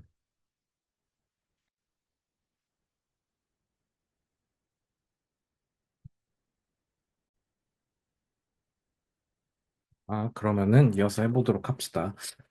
눈치가 좋으신 분들은 뭐 하실 수 있겠지만, 제가 그 녹화를 했었는데, 녹화한 파일이 날라갔어요. 그래서 뒷부분 1시간을 다시 녹화를 하고 있습니다. 자, 다시 보도록 하고요. 조금 다시 설명하는 거라서, 이제 수업을 들으셨던 분들은 좀 잘 알고 계실 테니까, 생각보다는 조금 더 빨리 진행해 보도록 하겠습니다. 실습 코드도 보면서 진행하도록 할게요. 우리가 이 실습을 하려면은 일단 몇 가지 좀 알아야 되는데 데이터를 일단 준비해야 됩니다. 데이터를 준비해야 되는데 그 데이터를 준비할 때 토치라는 그 딥러닝 라이브러리의 util이라고 하는 서브 클래스가 있고요. 그 안에 데이터셋이라고 하는 클래스가 있어요. 뭔지 막 그렇게 잘 이해가 안 가셔도 한번 일단 들어보세요. 어떤 내용인지 좀 쉽게 이해할 수 있거든요. 자, 우리가 그걸 알려면은 파이썬의 이터레이터라고 하는 개념을 좀 알아야 되는데, 이터레이터는 우리가 반복문에서 사용되는 녀석들, 파이썬에서 반복문에 사용되는 녀석들, for loop에 사용되는 녀석들을 이터레이터라고 부릅니다. 이터레이터라는 게 대체 어떤 거냐? 우리가 그 파이썬을 다들 다루실 줄 안다고 생각하고 말씀을 드리고 있는데, 예를 들면 레인지 그 5 이런 식으로 하면은 이게 자동적으로 프린트해서 0, 1, 2, 3, 4 이런 식으로 i에다가 하나씩 할당을 해서 포문을 돌아가게 만들어주죠.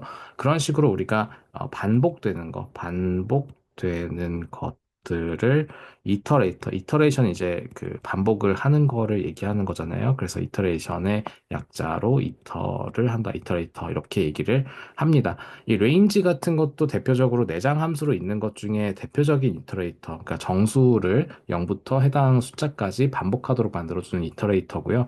혹은 이런 식으로 그 리스트에다가 집어넣게 되면은 여기 하나하나가 순서대로 이터레이터에 의해서 하나하나 이제 빠져나오게 되는 그런 방식으로 구성이 되어 있습니다. 예를 들어 여기서 0, 1, 2, 3, 4가 아니라 0, 2, 4, 6, 8 이런 식으로 되어 있는 리스트에 대해서 포문을 돌려도 마찬가지로 0, 2, 4, 6, 8이 순서대로 i에다 들어가서 나오게 되는 그런 이터레이터로 만들어져 있습니다.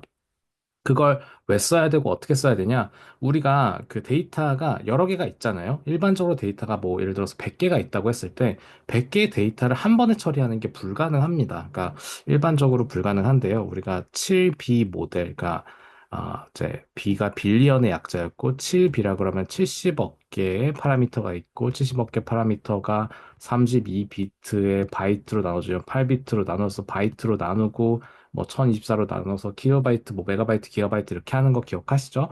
그렇게 해가지고 이 7B 모델을 하나 돌리는데 28기가바이트가 든단 말이에요.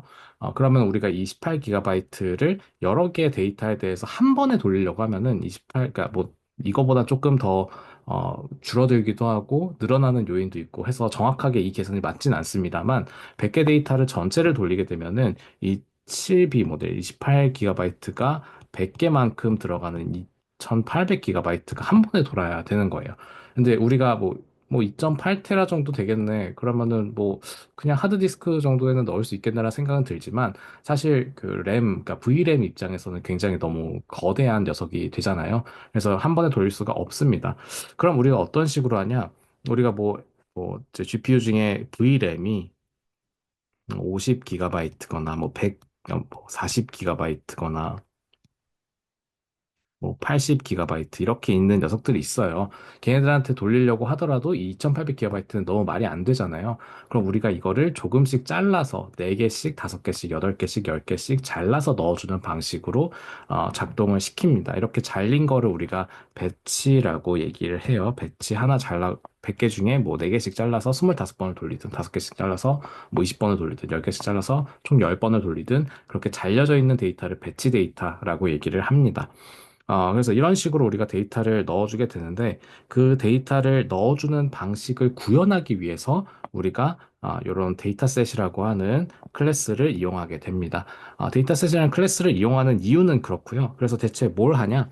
우리가 데이터셋을 만들 때 여러 가지 선언을 해주는데 이 보시면은 이 클래스라고 하는 거, 파이썬에서의 클래스가 대체 어떻게 작동을 하냐? 이 데이터셋이라고 하는 걸 이렇게 받아오게 되면 우리가 상속을 하겠다는 뜻이죠. 상속을 받아온다. 상속이라는 거는 그 클래스의 모든 메서드를 가져온다는 뜻이에요. 그죠? 메서드라고 하는 거는 클래스 내부에 정의되어 있는 함수들, 이렇게 클래스 안쪽에 정의되어 있는 함수들을 우리가 메서드라고 부르고요. 내부 함수들을 메서드라고 부르고요. 이렇게 상속을 받게 되면은 이 데이터셋에 관련되어 있는 데이터셋을 처리하고 활용하는 데 필요한 그런 여러 가지 메서드들을 받아올 수 있게 됩니다. 그걸 받아서 뭘 하겠다고요? 우리 배치 데이터로 잘라서 넣어주는 걸 결국엔 하고 싶은 거예요. 자, 그러면 우리가 왜 그렇게 작동하고 어째서 그렇게 작동하고 그런 건 사실 그렇게 큰 관심은 아니고요. 이런 식으로 만들어야지만 데이터가 배치로 뽑아져서 들어간다라고 이해를 하시면은 되겠습니다. 반드시 이 데이터셋이라고 하는 클래스, 그리고 뭐 이런 뭐 여러 가지 다양한 뭐 데이터 로더라고 하는 것도 이따가 보게 될 건데 그런 방법을 써야지만 배치 데이터로 학습을 하는 거는 아니긴 해요. 그러니까 우리가 그 여태까지 앞에서 봤던 뭐 레인지나 리스트 같은 거 이용해서 뭐 리스트에다가 이렇게 0, 1, 2, 3, 4가 아니라 배치 데이터만큼씩 이렇게 집어 넣어주고 배치 데이터만큼 배치 데이터, 배치 데이터, 배치 데이터, 배치 데이터, 배치 데이터 4개씩 묶음, 4개씩 묶음 이런 식으로 만들어서 이터레이터를 돌아도 상관없어요. 상관없지만 우리가 이 모델이 받아들일 수 있는 형태로 좀 가공을 해주기 위해서 편의성을 위해서 이런 아, 데이터셋이라고 하는 이런 클래스를 상속받아서 우리가 사용하는 데이터에 대한 이런 클래스를 선언하고 저기 데이터 로더에다가 집어넣어 주게 됩니다. 자, 그러면은 우리가 거기에 지금 보고 있는 메서드가 두 개가 있는데 init 메서드라고 하는 거랑 get item이라고 하는 메서드가 있어요. 둘 다 중요합니다. 그러니까 init이라고 하는 거는 여러분들이 파이썬에서 기본적으로 예약되어 있는 그런 그 메서드거든요. 얘는 우리가 클래스를 선언할 때 뭐 아까가 아니라 이따가 보시면은 이런 식으로 우리가 데이터셋을 이런 클래스로 선언해서 인스턴스를 만들 때 선언을 할 때 자동으로 실행되는 그런 메서드예요. 자동으로 실행되는 메서드를 init 메서드라고 하고요. 이 init 메서드에서는 일반적으로 데이터셋에 관련된 것들을 좀 처리하도록 만들어 줍니다. 이거 제가 수업 시간에 말씀을 드렸지만은 약간 변경되어 있어서 저기 GitHub에 올라가 있는 코드를 보시는 게 도움이 많이 될 겁니다. 자, 이거 보시면은 우리가 토탈 QAS라고 하는 데이터를 만들고요. 토탈 QAS라고 하는 데이터에 여기 아니네요. 여기네요. 이닛이죠. 예, 여기에서 우리가 데이터를 입력 값으로 받아서 우리가 초기화를 하게 되면요. 데이터셋 토크나이저 맥스랭스 이렇게 받아왔는데 이 데이터라고 하는 거를 받아오면은 그 데이터 안에 있는 특정한 데이터들을 셀프 데이터 이런 식으로 넣어줍니다. 이 셀프를 처리하게 되는 건요. 우리가 이거를 인스턴스로 만들 거잖아요. 그럼 트레인 데이터셋에 점 찍고요. 데이터 했을 때 접근 가능한 게 셀프 데이터예요. 우리가 이거는 이제 메인 함수에서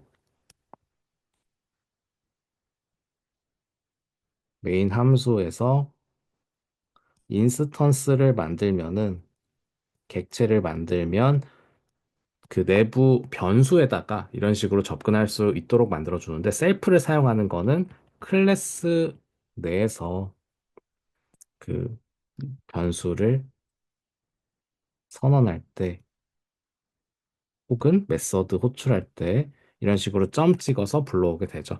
예를 들어서 우리가 이 클래스가 데이터셋 쿼드 데이터셋이라고 하는 요 클래스가 선언되어 있는데 이 클래스 내부에서는 얘가 어떤 인스턴스 명으로 불러줄지 모르기 때문에 어떤 인스턴스 명으로 선언될지 모르기 때문에 셀프라는 거를 이용해서 내 내부 변수에다가 어떤 걸 할당하겠다라는 얘기로 이해하시면 됩니다. 그래서 우리가 셀프 데이터에는 데이터를 넣어주고 셀프 토커나이저에는 내가 뭐 가지고 온 토크나이저를 넣어주고 셀프 맥스 랭스에는 맥스 랭스 몇 개의 토큰을 받아들일지를 나중에 결정을 할 거예요.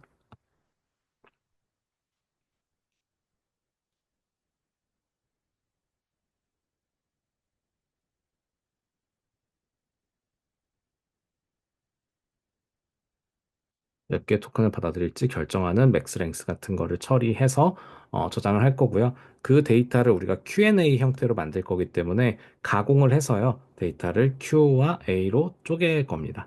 데이터를 question과 answer로 쪼개기 위해서 뭐 이런 식의 작업을 해서 질문과 답변 쌍을 요 리스트에다가 저장을 시켜 놓고요. 그 다음 나중에 데이터를 불러올 때 get item이라고 하는 메서드를 사용하게 될 겁니다. 자, 우리가 이거 내부에서 뭐 데이터 안에 있는 아티클 안에 있는 파라그래프 안에 있는 Q&A 안에 컨텍스트 이런 식으로 어펜드 해놓고 하면은 질문과 답변을 넣을 수 있다. 이런 식으로 되어 있는데 이거는 우리가 코커드 데이터셋이라고 하는 게 어떻게 저장되어 있는지에 따라서 만들어 준 거고요. 여러분들만의 데이터를 만약에 사용하시게 되면은 이 요런 방식으로 데이터를 받아오거나 요런 방식으로 데이터를 정리하는 게 아니라 여러분들이 원하는 형태로 데이터를 저장해야 될 필요가 있을 겁니다. 자, 그러면은 get item이라고 하는 친구는 뭐냐? get item을 보시면은 인덱스를 입력으로 받아요. 인덱스를 입력으로 받는다는 거는 우리가 몇 개 데이터를 뽑을 거잖아요. 뭐 4개, 5개, 10개 이런 식으로 뽑을 때 그 몇 번째 데이터인지, 뭐 예를 들어서 4개의 인덱스, 100개 중에 4개의 인덱스를 랜덤하게 뽑는다고 생각해 보시면은 가장 간단하게는 0, 1, 2, 3이라고 하는 0번째, 1번, 첫 번째, 두 번째, 세 번째라고 하는 데이터를 뽑아온다라고 할 수도 있고요. 랜덤하게 섞는다면 진짜 0에서부터 99까지 중에서 랜덤하게 인덱스를 가지고 아이템을 가져온다라고 하는 방식으로 구현을 할 수도 있을 겁니다. 이 get 아이템이라고 하는 메서드는요. 그 I 번째, IDX 번째 데이터를 받아와야 될 때, 받아와서 요런 작업들을 처리하게 되는데, 아까 우리가 저장해놨던, 임시로 저장해놨던 셀프 토탈 QAS에서 인덱스 몇 번째 데이터를 뽑아온다. 뽑아와서 컨텍스트랑 QA라고 있으면은 우리가 QA 중에 퀘스천과 앤서를 이런 식으로 나눠주고요. 이 부분 변경됐다고 했어요. 나중에 다시 확인하시면 되겠지만 이런 식으로 유저가 입력하고 유저가 입력한 질문, 시스템이 답변하는 답변 이런 식으로 데이터를 가공해서 넣어주고요. 넣어주는데 우리가 모델이 받아들일 때는 이 LLM이라고 하는 모델이 받아들일 때는 이런 식으로 텍스트로 넣어주면은 안 되죠. 토크나이저가 인코드해서 토크나이저가 숫자로 변경시켜 주는 거를 토크나이저한테 맡겨서 우리가 가공된 데이터를 리턴을 해줄 겁니다. 네, 그런 방식으로 구성이 되어 있어요. 인코드라고 하는 거 토크나이저 내부에 있는 메서드죠. 우리가 선언한 토크나이저에 따라서 인코딩 방법이 달라지게 될 건데 여러 번 얘기했지만 이 인코드하는 거는 일반적으로 모델에 정해져 있는 인코더를 사용해야 될 겁니다. 우리가 GPT-2를 사용하게 되면은 GPT-2의 인코더를 가지고 와서 써야 되고 그거 아까 얘기했던 BP라고 하는 인코더가 됩니다. 그거 우리가 자동으로 가져오는 방법 저번 시간에도 설명했지만 이번 시간에도 이따가 코드 보면서 간단하게 얘기를 할 겁니다.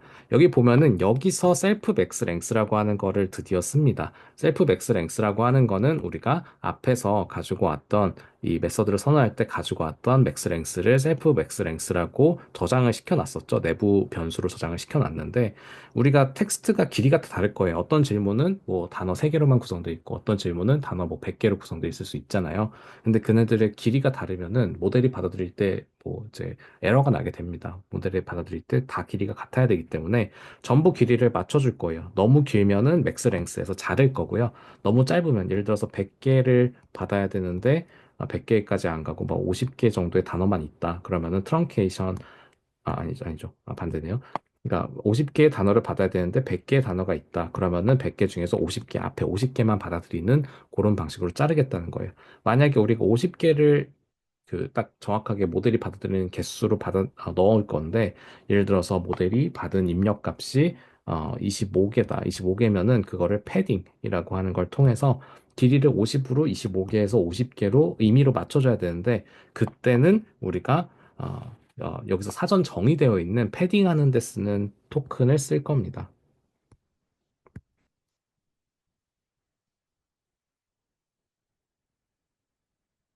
그러니까 우리가 이미 입력을 할 때, 모델에 입력을 할 때 의미 없는 정보, 이제 패딩을 통해 가지고 의미 없는 정보들이 채워져 있어요. 그게 예를 들어서 뭐 패드 이런 식으로 채워주는 거예요. 예를 들어서 나는 누구인가?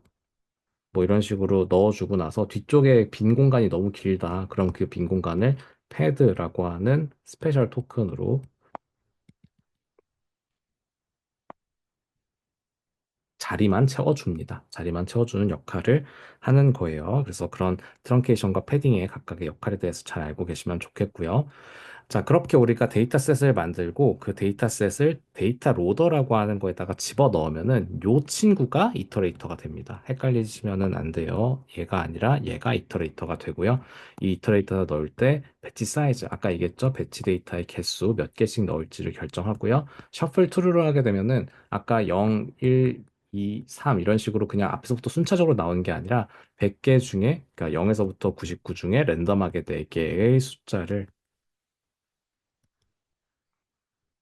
랜덤하게 뽑아서 가져오게 됩니다. 그래서 이런 식으로 트레인 데이터에서 배치 데이터가 이런 식으로 각각 나오게 되는 거고요. 배치 데이터에 나오는 거는 아까 get 아이템에서 나왔던 요 친구가 4개씩 묶여서 나오게 될 겁니다. 배치 사이즈가 4니까 4개씩 묶여서 나오게 되고 보시면은 나오는 데이터가 숫자로 나오죠. 우리가 여기 get 아이템에서 토큰화 한 거를 리턴을 했기 때문에 토큰화 된 게 나왔다는 얘기고요. 이 방법들에 대해서 그러니까 각각의 중요한 포인트들을 좀 잘 기억하시는 게 중요해요. 왜냐면 이거 코드를 여러분들이 상세하게 이해하거나 이런 거는 뭐 이제 대학원 가셔서 실제로 LLM을 다루시거나 이럴 때는 중요하지만 지금은 우리 그냥 이거 활용하는 게 목적이니까 그렇게까지 중요하지 않습니다. 어, 두 가지 이닛이라고 하는 거랑 이 데이터를 뽑는 get 아이템이라고 하는 메서드가 사전 정의되어 있는 그러니까 예약되어 있는 메서드들이에요. 이 아, 이닛이라고 하는 메서드는 우리가 클래스를 선언할 때 반드시 실행돼야 되는 메서드인 거고요. get 아이템이라고 하는 거는 우리가 나중에 이터레이터의 역할을 이터레이터로 만들어주는 데이터셋을 이터레이터로 만들어주는 데이터 로더가 접근해가지고 내가 인덱스 이렇게 줄 테니까 너 데이터 뽑아와 라는 식으로 맡길 때 그럴 때 쓰는 메서드가 됩니다. get 아이템이라는 메서드는 그래서 get 아이템은 데이터 뽑아오는 거, init은 클래스 선언할 때 자동으로 실행되는 그렇게 이해를 하시면은 되겠고요. 그리고 나서는 우리가 GPT-2 모델 불러오고 파인 튜닝 하는 거를 볼 건데 그러려면은 우리가 트랜스포머스 라이브러리 저번 시간에 설명했었으니까 간단하게만 얘기하면은 뭐 여러 가지 다양한 LLM 모델들 구현되어 있고 학습하고 가지고 오고 이런 것들에 특화되어 있는 라이브러리니까 그거를 이용하시면 된다. 그래서 우리가 GPT 모델들이 저장되어 있는 어떤 그 클래스가 있어요. GPT-2 LM 헤드 모델이라고 하는 GPT-2로 만들어져 있는 모델들을 불러올 수 있도록 만들어져 있는 클래스가 있고요. 오토 토크나이저는 여기다 우리가 오토 토크나이저에다가 모델 이름을 넣어주게 되면은 그 모델의 토크나이저가 뭐였지 하고 지가 가져오는 거예요. 자동으로 뽑아오는 거니까 그렇게 모델 불러오는 거, 토크나이저 불러오는 거 그렇게 이해를 하시면 되고요. 모델 네임을 SKT에서 만든 코GPT라고 하는 녀석을 가져올 건데 오토 토크나이저 from pre-trained 해서 우리가 이 모델 이름을 넣어주게 되면은 그 모델에 맞는 토크나이저가 튀어나오게 되는데 몇 가지 스페셜 토큰들을 우리가 선언해서 가지고 올 수 있어요. 우리가 뭐 여기서 지금 다른 거는 크게 중요하지 뭐 다 중요하긴 하죠. 다 중요하긴 하지만 크게 중요하지 않은 것들은 뭐 이런 엉크는 이제 unknown이라는 뜻이에요. 모르는 단어. 그러니까 처음 보는 단어는 언노운 표시를 하고요. 마스크는 이제 가려놓은 단어를 표시할 때 마스크로 처리하고요. 패드는 빈칸, 어, 저기 바 S 요거는 이제 뭐 HTML에서 많이 사용하는 끝나는 지점, 그러니까 문장의 beginning of sentence, end of sentence, 그러니까 문장의 시작과 끝에다가 이런 식으로 넣어주겠다. 이런 식으로 해서 토크나이저를 원래 거를 그대로 가져오는데 이런 스페셜 토큰이 있다라는 식으로 가지고 오는 거고요. 모델 불러오는 거 여전히 동일하게 from pre-trained 이미 있는 것 중에 가져오겠다. 모델 네임 이렇게 GPT-2로 정의되어 있는 그 모델 이름을 가져와서 모델이라고 하는 인스턴스로 만들어 줍니다. 이거에 대해서 여러분들이 뭐 나중에 실습을 하시거나 프로젝트를 뭐 우리 수업에서 하진 않겠지만 프로젝트를 만약에 하신다고 하셔도 이런 것들을 막 내가 고치거나 이럴 필요는 많이 없어요. 그러니까 이미 만들어져 있는 걸 그대로 갖다 쓰셔도 됩니다. 심지어는 여기 있는 스페셜 토큰도 선언하지 않고 쓰셔도 크게 상관은 없어요. 네, 그런 거를 잘 기억하고 계시면은 좋겠고요. 그리고 나서 우리가 파인 튜닝을 하기 전에 어떤 식으로 모델이 작동하는지를 한번 보면은 우리가 그걸 위해서 generate sentence라고 하는 메서드를 그러니까 저기 함수를 하나 만들어서 썼고요. 보면은 뭐 중요한 거는 없고요. 그러니까 한 가지 그러니까 이 코드를 다 잘 이해해야 될 필요는 없고 몇 가지만 좀 보시면은 우리가 이 토크나이저에다가 모델과 그러니까 다시 얘기할게요. 제너레이트 센텐스에다가 모델에다가 시드 텍스트, 그러니까 질문이 들어가겠죠. 질문이 들어가고 맥스 랭스를 선언해서 넣어주게 되면은 우리가 이 토크나이저의 시드 텍스트 질문을 엔코드해서 숫자로 바꿔주고요. 숫자를 여기 모델에다가 제너레이트라고 하는 메서드에다 집어 넣어주게 되면은 제너레이션이 됩니다. 근데 이제 이거는 모델이 넣어준 거기 때문에 모델에서 제너레이트 된 이 젠 아이디라고 하는 녀석은 당연하겠지만 숫자가 될 겁니다. 숫자가 되니까 우리가 그거를 디코드해서 제너레이트 텍스트로 가지고 오고요. 그리고 그거를 우리가 리턴하는 그런 문장 생성하는 함수입니다. 그래서 여기서 중요한 거는 입력 데이터가 텍스트면은 당연히 인코드해서 숫자로 만들어주고 넣어줘야 되겠죠. 그리고 모델 제너레이트 할 때 그렇게 숫자로 만들어진 거를 모델 제너레이트라고 하는 함수를 이용해서 문장을 만들 수가 있다. 젠 아이디도 여전히 숫자기 때문에 다시 우리가 디코드 할 때는 저기 토커나이저의 디코드를 이용해서 우리가 다시 문자로 문자열로 만들어줘야 된다. 그거까지만 좀 이해하시면 되겠고, 여기서 리페티션 페널티라고 하는 게 있는데, 이 GPT 모델이나 언어 모델들이 같은 단어를 반복하는 걸 되게 좋아해요. 그러니까, 뭐 그런 일들이 있겠죠. 다음 단어 알아맞히게 하는데, 뭐 예를 들어서 반복되는 문장이 들어갔을 때가 있을 거잖아요. 뭐 예를 들어, 아까 우리가 봤던 패딩 같은 거, 어디 있었죠? 여기가 아닌데. 음?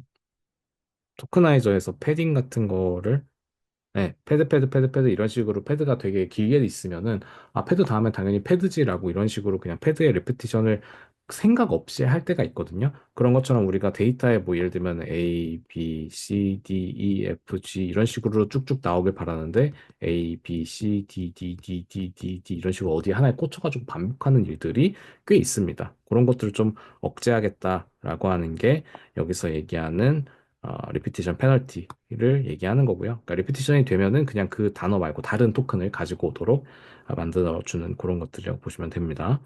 그래서 인공지능이란 이런 식으로 넣어주면은 대체 어떤 식으로 출력이 나오냐를 보시면은 잠깐만요. 화면 전환 좀 할게요.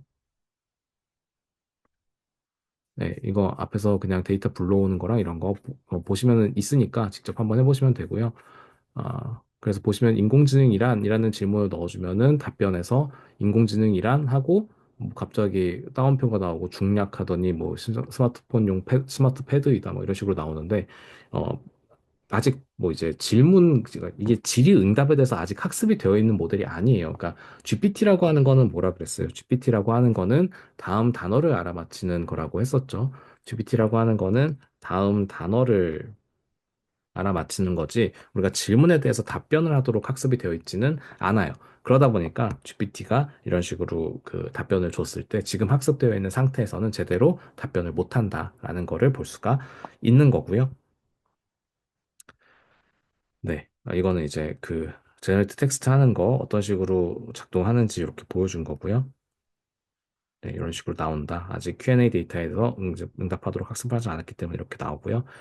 우리가 정량적인 지표를 통해서 비교할 수도 있을 텐데 저런 식으로 굳이 이런 식으로 출력을 해서 비교하는 이유가 있습니다. 뭐냐면은 우리가 퍼플렉스티, 뭐 블루 스코어 이런 식의 정량적인 지표들이 있는데 이런 것들이 이제 숫자가 높게 나온다 그래서 성능이 좋지 않아요.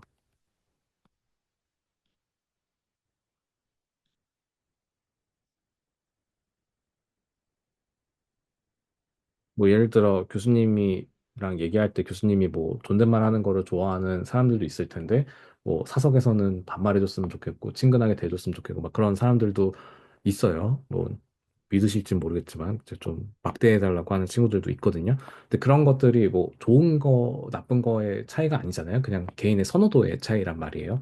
자연어에서도 동일합니다. 어떤 친구들은 좀 더 포멀한 그런 그 좀 공식적인 언어를 사용하는 거를 좋아하고 어떤 사람들은 그냥 나랑 대화할 수 있는 친구 같은 그런 GPT를 원할 수도 있잖아요.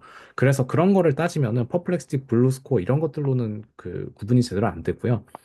사람마다 다른 기준이 있기 때문에 직접 만들어서 보고 비교하시는 게 가장 좋습니다. 예, 그런 것들을 얘기하기 위해서 저렇게 생성하는 거를 말씀을 드렸고, 그 다음에 이제 여태까지는 모델 불러오는 거 했고, 모델 넣어주는 배치 데이터 어떻게 넣어줄지 이렇게 했는데, 파인 튜닝 학습을 어떻게 해야 되는지를 보면은 몇 가지 좀 단계별로 나눠지게 됩니다. 프롬프트를 대체 어떻게 넣어야 될지, 어떤 방식으로 학습할지, 어떤 하이퍼 파라미터를 사용할지 이렇게 나눠지는데, 여기서 이제 처음 듣는 단어, 하이퍼 파라미터라는 게 나오는데, 이 하이퍼 파라미터는 하이퍼라는 말은 이제 뭐뭐보다 더 뛰어난 거, 뭐뭐 위에 있는 거 이런 얘기를 하는 거잖아요. 파라미터를 결정하는 파라미터를 결정하는 파라미터다라는 의미에서 우리가 하이퍼 파라미터라고 부릅니다. 파라미터 위에 있는 파라미터다라고 해서 하이퍼 파라미터라고 결정하는 건데 우리가 얘기하는 모델에서의 파라미터는 이제 GPT의 뭐 성능을 결정하는 뭐 7B, 뭐 70B 이런 식으로 얘기할 때 요것들이 파라미터거든요. 파라미터 개수를 의미하는 거죠. 파라미터 개수.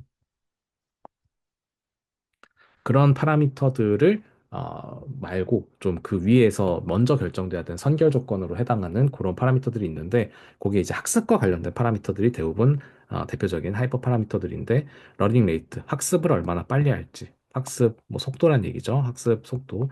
그래서 얼마나 빨리 할지, 혹은 배치 사이즈, 한 번에 데이터를 몇 개나 넣어줄지. 에폭. 에폭은 이제 전체 데이터를 학습하는 거를, 전체 데이터를 한 번, 이터레이터를 한 번 돌면은 1 에폭이라고 얘기합니다. 1 에폭이 이터레이터 한 번 돌면. 데이터를 한 번만 학습시켜서는 제대로 못하고요. 여러 번 반복 학습을 해야지만 잘 합니다. 그죠? 우리 뭐 초등학교 때 이럴 때 문제집 푸는 거 보면은 같은 비슷한 뭐 덧셈, 뺄셈 이런 것들 여러 번 반복해서 풀게 하는 그런 것처럼 같은 문제들도 여러 번 보도록 만들어서 이제 그 학습을 해야 됩니다. 그래서 이터레이터가 이제 몇 번을 돌아야지 제대로 학습이 될 건지 우리가 결정을 해놓고 에폭 수를 결정하게 되면은 뭐 예를 들어 에폭이 10이다. 그럼 데이터 이터레이터를 10번 돌게 되는 거죠. 그런 식으로 되는데 이 합별 파라미터를 어떻게 설정하는지에 따라서 모델 성능이 달라지기 때문에 이 성능을 모니터링하면서 조정하는 게 좋다. 그 정도로 이해하시면 되겠고요. 모델 불러오는 코드 아까 잠깐 봤었고 저번 시간에도 봤으니까 간단하게 넘어갔고요. 파인 튜닝 과정은 결국 데이터를 불러오고 모델을 학습하는 그런 과정이 될 겁니다. 데이터를 가지고 온 다음에 데이터를 모델에다 넣어서 학습하도록 만들어주는 그런 과정이 될 텐데 사실 뭐 중요한 거는 그 여기에서 LR이라고 하는 게 러닝 레이트, 즉 학습 속도고요. 이 옵티마이저라고 하는 게 그 토치 모델을 최적화한다. 토치로 정의되어 있는 모델을 최적화하는 녀석이라 그래서 우리가 옵티마이저라고 불러요. 근데 이런 자세한 녀석들 어떻게 쓰는지, 옵티마이저가 대체 뭐고, 야담 W라는 게 대체 뭐고, 이런 것들을 아는 거는 중요하긴 한데, 딥러닝을 좀 자세하게 배울 때나 중요한 거고, 사실 이 파인 튜닝을 우리가 LLM 서비스 할 때 직접 쓰는 일은 별로 없을 거예요. 여러분들이 뭐 대학원 가가지고 제대로 배우고 나서나 쓸 거니까 간단하게만 이해되는 것까지만 이해하시면 됩니다. 자, 그래서 여기서 우리가 프로그레스 바라는 거를 선언했는데 이 프로그레스 바라고 하는 거는 그냥 그 이따 보시면 아시겠지만 그 얼마나 진행이 됐는지 프로그레스를 보여주는 바를 그 터미널 창에다 띄워주게 만들어주는 그런 외부 라이브러리고요. 결국에는 이 트레인 로더가 이렇게 튀어나오는 거라고 보시면 됩니다. 트레인 로더에 있는 데이터, 배치 데이터가 튀어나오는 거라고 보시면 됩니다. 자, 배치 데이터가 튀어나왔을 때 우리가 배치 데이터에 있는 녀석을 뽑아다가 input ID, 배치 데이터 레이블에 있는 걸 레이블에다 집어넣고 걔네들을 입력과 출력값, 이게 입력이면은 이게 출력으로 이 질문이 들어가면 이 답변이 나와야 된다라는 거를 학습을 시킵니다. 학습을 시켜서 우리가 뭐 로스 값 얼마나 오차가 발생하는지 가지고 학습을 한다라는 그런 코드인데 요거는 완전 딥러닝 관련이니까 중요하지 않고요. 그렇게 해서 우리가 학습을 할 수가 있다. 요거는 그냥 건너뛰면서 읽으셔도 상관없어요. 그냥 배치 데이터가 어떻게 들어가고 에폭 수가 어떻게 결정되어 있다. 에폭 수 보시면은 에폭이 예를 들어서 지금 여기는 1인데 10이라고 하면은 요게 총 10번 도는 거죠. 우리가 트레인 로더 요거 한 번 도는 게 1에폭이라고 했으니까 요거를 10번 도니까 10에폭이 되는 그런 방식으로 이해하실 수 있으면은 충분합니다. 코드에 대해서 너무 디테일하게 매몰돼서 공부하실 필요는 없으니까 참고만 하시고요. 어떤 식으로 모델 학습이 파인 튜닝 코드가 구성되어 있는지 좀 큰 관점에서만 이해하시면은 되겠습니다. 그 다음에 모델 저장해서 결과를 비교하시면 되는데, 모델 저장하는 거는 이런 식으로 저장하는 코드가 굉장히 간단하게 만들어져 있어요. 모델이라고 하는 우리가 그 가져온 친구 있잖아요. GPT-2 모델 가져오는 그 친구의 메서드에 이미 그러니까 메서드로 이미 선언이 되어 있는 것들이 있기 때문에 뭐 세이브 프리트레인드, 로드 프리트레인드 이런 거를 이용해서 가지고 올 수 있습니다. 저장하고 가지고 올 수가 있습니다. 그래서 결과를 확인해 보면은 생각보다 성능이 별로거든요. 그거 잠깐만 보고 갈게요. 별로라고 하기도 좀 별로인 게 그냥 아주 그냥 끔찍합니다. 이거 보시면 여기가 이제 학습하는 과정이죠. 프로그레스 바 있고 트레이닝 데이터로도 앱 복수해가지고 이런 식으로 학습하면은 이렇게 뭐 중간중간에 제가 프린트를 찍어 놨어요. 질문이랑 질문만 찍어 놨네요. 질문이 어떻게 되는지 찍어 놨는데 그런 것들이 이렇게 쭉 나와 있고요. 그 결과로 우리가 이 친구가 대체 뭘 하는지 이제 퀘스천이 들어가면은 출력값으로 정답이 나오게 되는 그런 방식의 학습이 있다. 그런 얘기고요. 또 보시면은 인공지능 이란 질문을 넣었는데 인공지능 이란 하고 패딩만 그 줄창하죠. 그러니까 왜냐면 데이터 자체 패딩이 너무 많기 때문에 패딩만 지금 학습이 하는 이제 제대로 학습이 안 돼 있다는 뜻이에요. 제대로 학습이 안 돼 있다는 건데 이거가 어쩔 수 없어요. GPT-2라고 하는 모델 자체 어떤 그 사이즈 자체가 너무 작아서 그런 것도 있고 얘네들이 제대로 학습할 만큼 그렇게 뛰어난 모델이 아니기도 하고요. 데이터 학습한 횟수도 적고 뭐 그런 것들 여러 가지 이유 때문에 제대로 학습이 되지 않는 거를 볼 수가 있다라는 얘기고요. 그래서 우리가 결과적으로 이제 요 시스 코드는 더 이상 볼 게 없습니다. 그냥 잘 안 된다는 걸 보여주기 위해서 있던 코드고요. 뭐 더 잘 해보고 싶었는데 이 GPT-2 모델의 성능 한계랑 그리고 이제 컴퓨팅 성능의 한계에 따라서 제대로 안 될 수 있습니다. 그래서 그런 것 때문에 결과적으로 성능이 불만족스럽다면은 우리가 다양한 방법들을 고민해 볼 수가 있고요. 가장 첫 번째는 데이터를 더 많이 가져오는 거예요. 데이터가 더 양질의 데이터, 더 많은 데이터가 있을수록 더 잘 되고 하이퍼 파라미터 조정할 수도 있고요. 더 무거운 모델, GPT-2가 아니라 3를 쓴다거나 혹은 공개된 모델 중에 쓴다면 라마라고 하는 모델을 쓴다거나 이런 좀 더 고급 모델들, 좀 더 파라미터 수가 많고 무거운 모델들 이런 것들을 쓸 수가 있고요. 혹은 프롬프트 증강 기법 사용해서 데이터를 더 만들거나 다른 학습 방법을 사용할 수도 있는데 데이터 많이 수집하는 거는 그냥 데이터 수집하는 거니까 우리가 지금 당장 고려할 사항은 아니에요. 우리가 이미 정해져 있는 데이터 가지고 학습을 하니까. 하이퍼파라미터 조정하는 거는 모델 성능이 어느 정도 나올 때, 모델 성능이 어느 정도 나올 때나 고칠 수 있는 거고요. 다른 모델 사용하는 거는 우리 컴퓨팅 리소스가 충분할 때나 쓸 수 있는 거기 때문에 결국에는 요 두 가지가 중요하게 되는데요. 데이터 증강에는 그냥 단순하게 데이터를 더 많이 모으는 것도 우리가 증강이라고 부르고 자연어의 일반적인 성질을 이용해서 프롬프트를 더 다양하게 만드는 방법도 증강이라고 부릅니다. 첫 번째 방법은 프롬프트를 일일이 바꿔가지고 데이터를 만드는 거예요. 여러분들이 이런 것들을 이제 그, 뭐, 크라우드 소싱 해가지고 뭐 이제 그 인터넷으로 할 수 있는 부업 같은 걸로 이제 아마존이나 이런 데서 뭐 저런 플랫폼이 있어요. 아마존 메카니컬 터크라고 하거나 뭐 이제 프롤리픽이라고 하는 외부 사이트도 커넥트라고 하는 웹사이트도 있고 이런 식으로 약간 공인된 사람들을 대상으로 이제 사람들한테 인터넷으로 뭐 일을 시키고 하는 거가 있거든요. 예를 들어서 내가 교수 이름을 답하시오를 다른 말로 어떻게 할 수 있어? 이렇게 물어보면은 사람들이 그거를 다 답변을 다는 거죠. 교수 이름을 답해라라고 할 수도 있어요. 교수 이름은이라고 할 수도 있어요. 이런 식으로 같은 의미의 다른 문장들을 만들어 주는 거예요. 그러니까 그렇게 돈 주고 그렇게 구해가지고 데이터를 만들어서 쓸 수도 있고요. 혹은 학습된 언어 모델을 사용할 수도 있습니다. 학습된 언어 모델을 사용하는 거는 우리가 GPT 같은 거는 예를 들어서 교수 이름 땡땡땡땡 이러면은 여기에 들어가는 것들이 뭐 교수 이름을 답해라 했을 때도 있고 교수 이름은 이렇게 될 때도 있고 여러 가지가 있을 거잖아요. 그런 것들을 확률 값에 따라서 여러 개를 만들 수가 있을 거예요. 높은 확률로 교수 이름 다음에 을이 나오면은 교수 이름 을이 나오고 이거 질문으로 끝나야 되는데 그러면은 답해라. 뭐 교수 이름을 말하시오. 뭐 쓰시오. 이런 식으로 어떤 응답을 요구하는 단어들의 확률값이 높겠죠.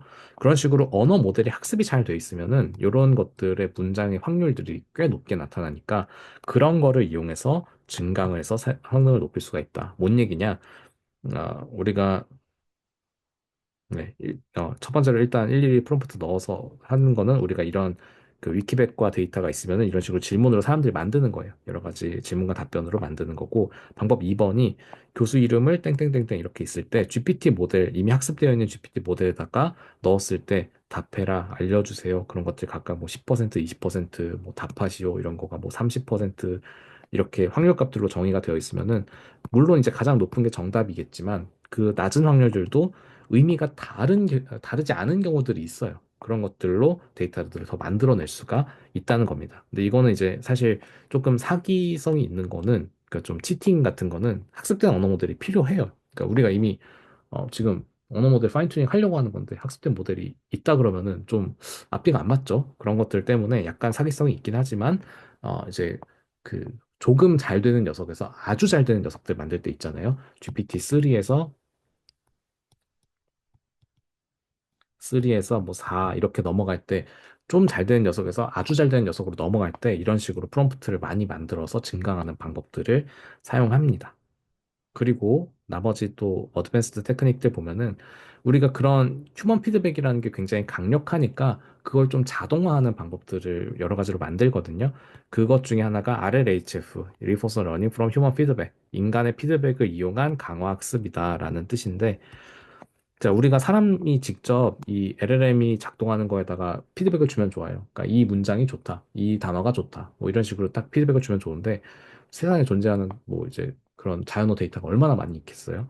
그러니까 우리가 직접 피드백을 줄 수가 없으니까 딥러닝 모델을 이용해서 사람이 뭐 한 예를 들어서 100만 개 정도 데이터에 대해서 프리퍼런스 어느 걸 더 선호한다라는 거를 학습시킨 AI 모델이 있고요. 그러니까 인간의 피드백을 가지고 어느 게 더 좋다라는 거를 배운 AI 모델이 있으면은 그 AI 모델이 인간의 어떤 선호도를 어느 정도 알고 있다라는 가정하에 얘랑 둘이서 그냥 노는 거예요.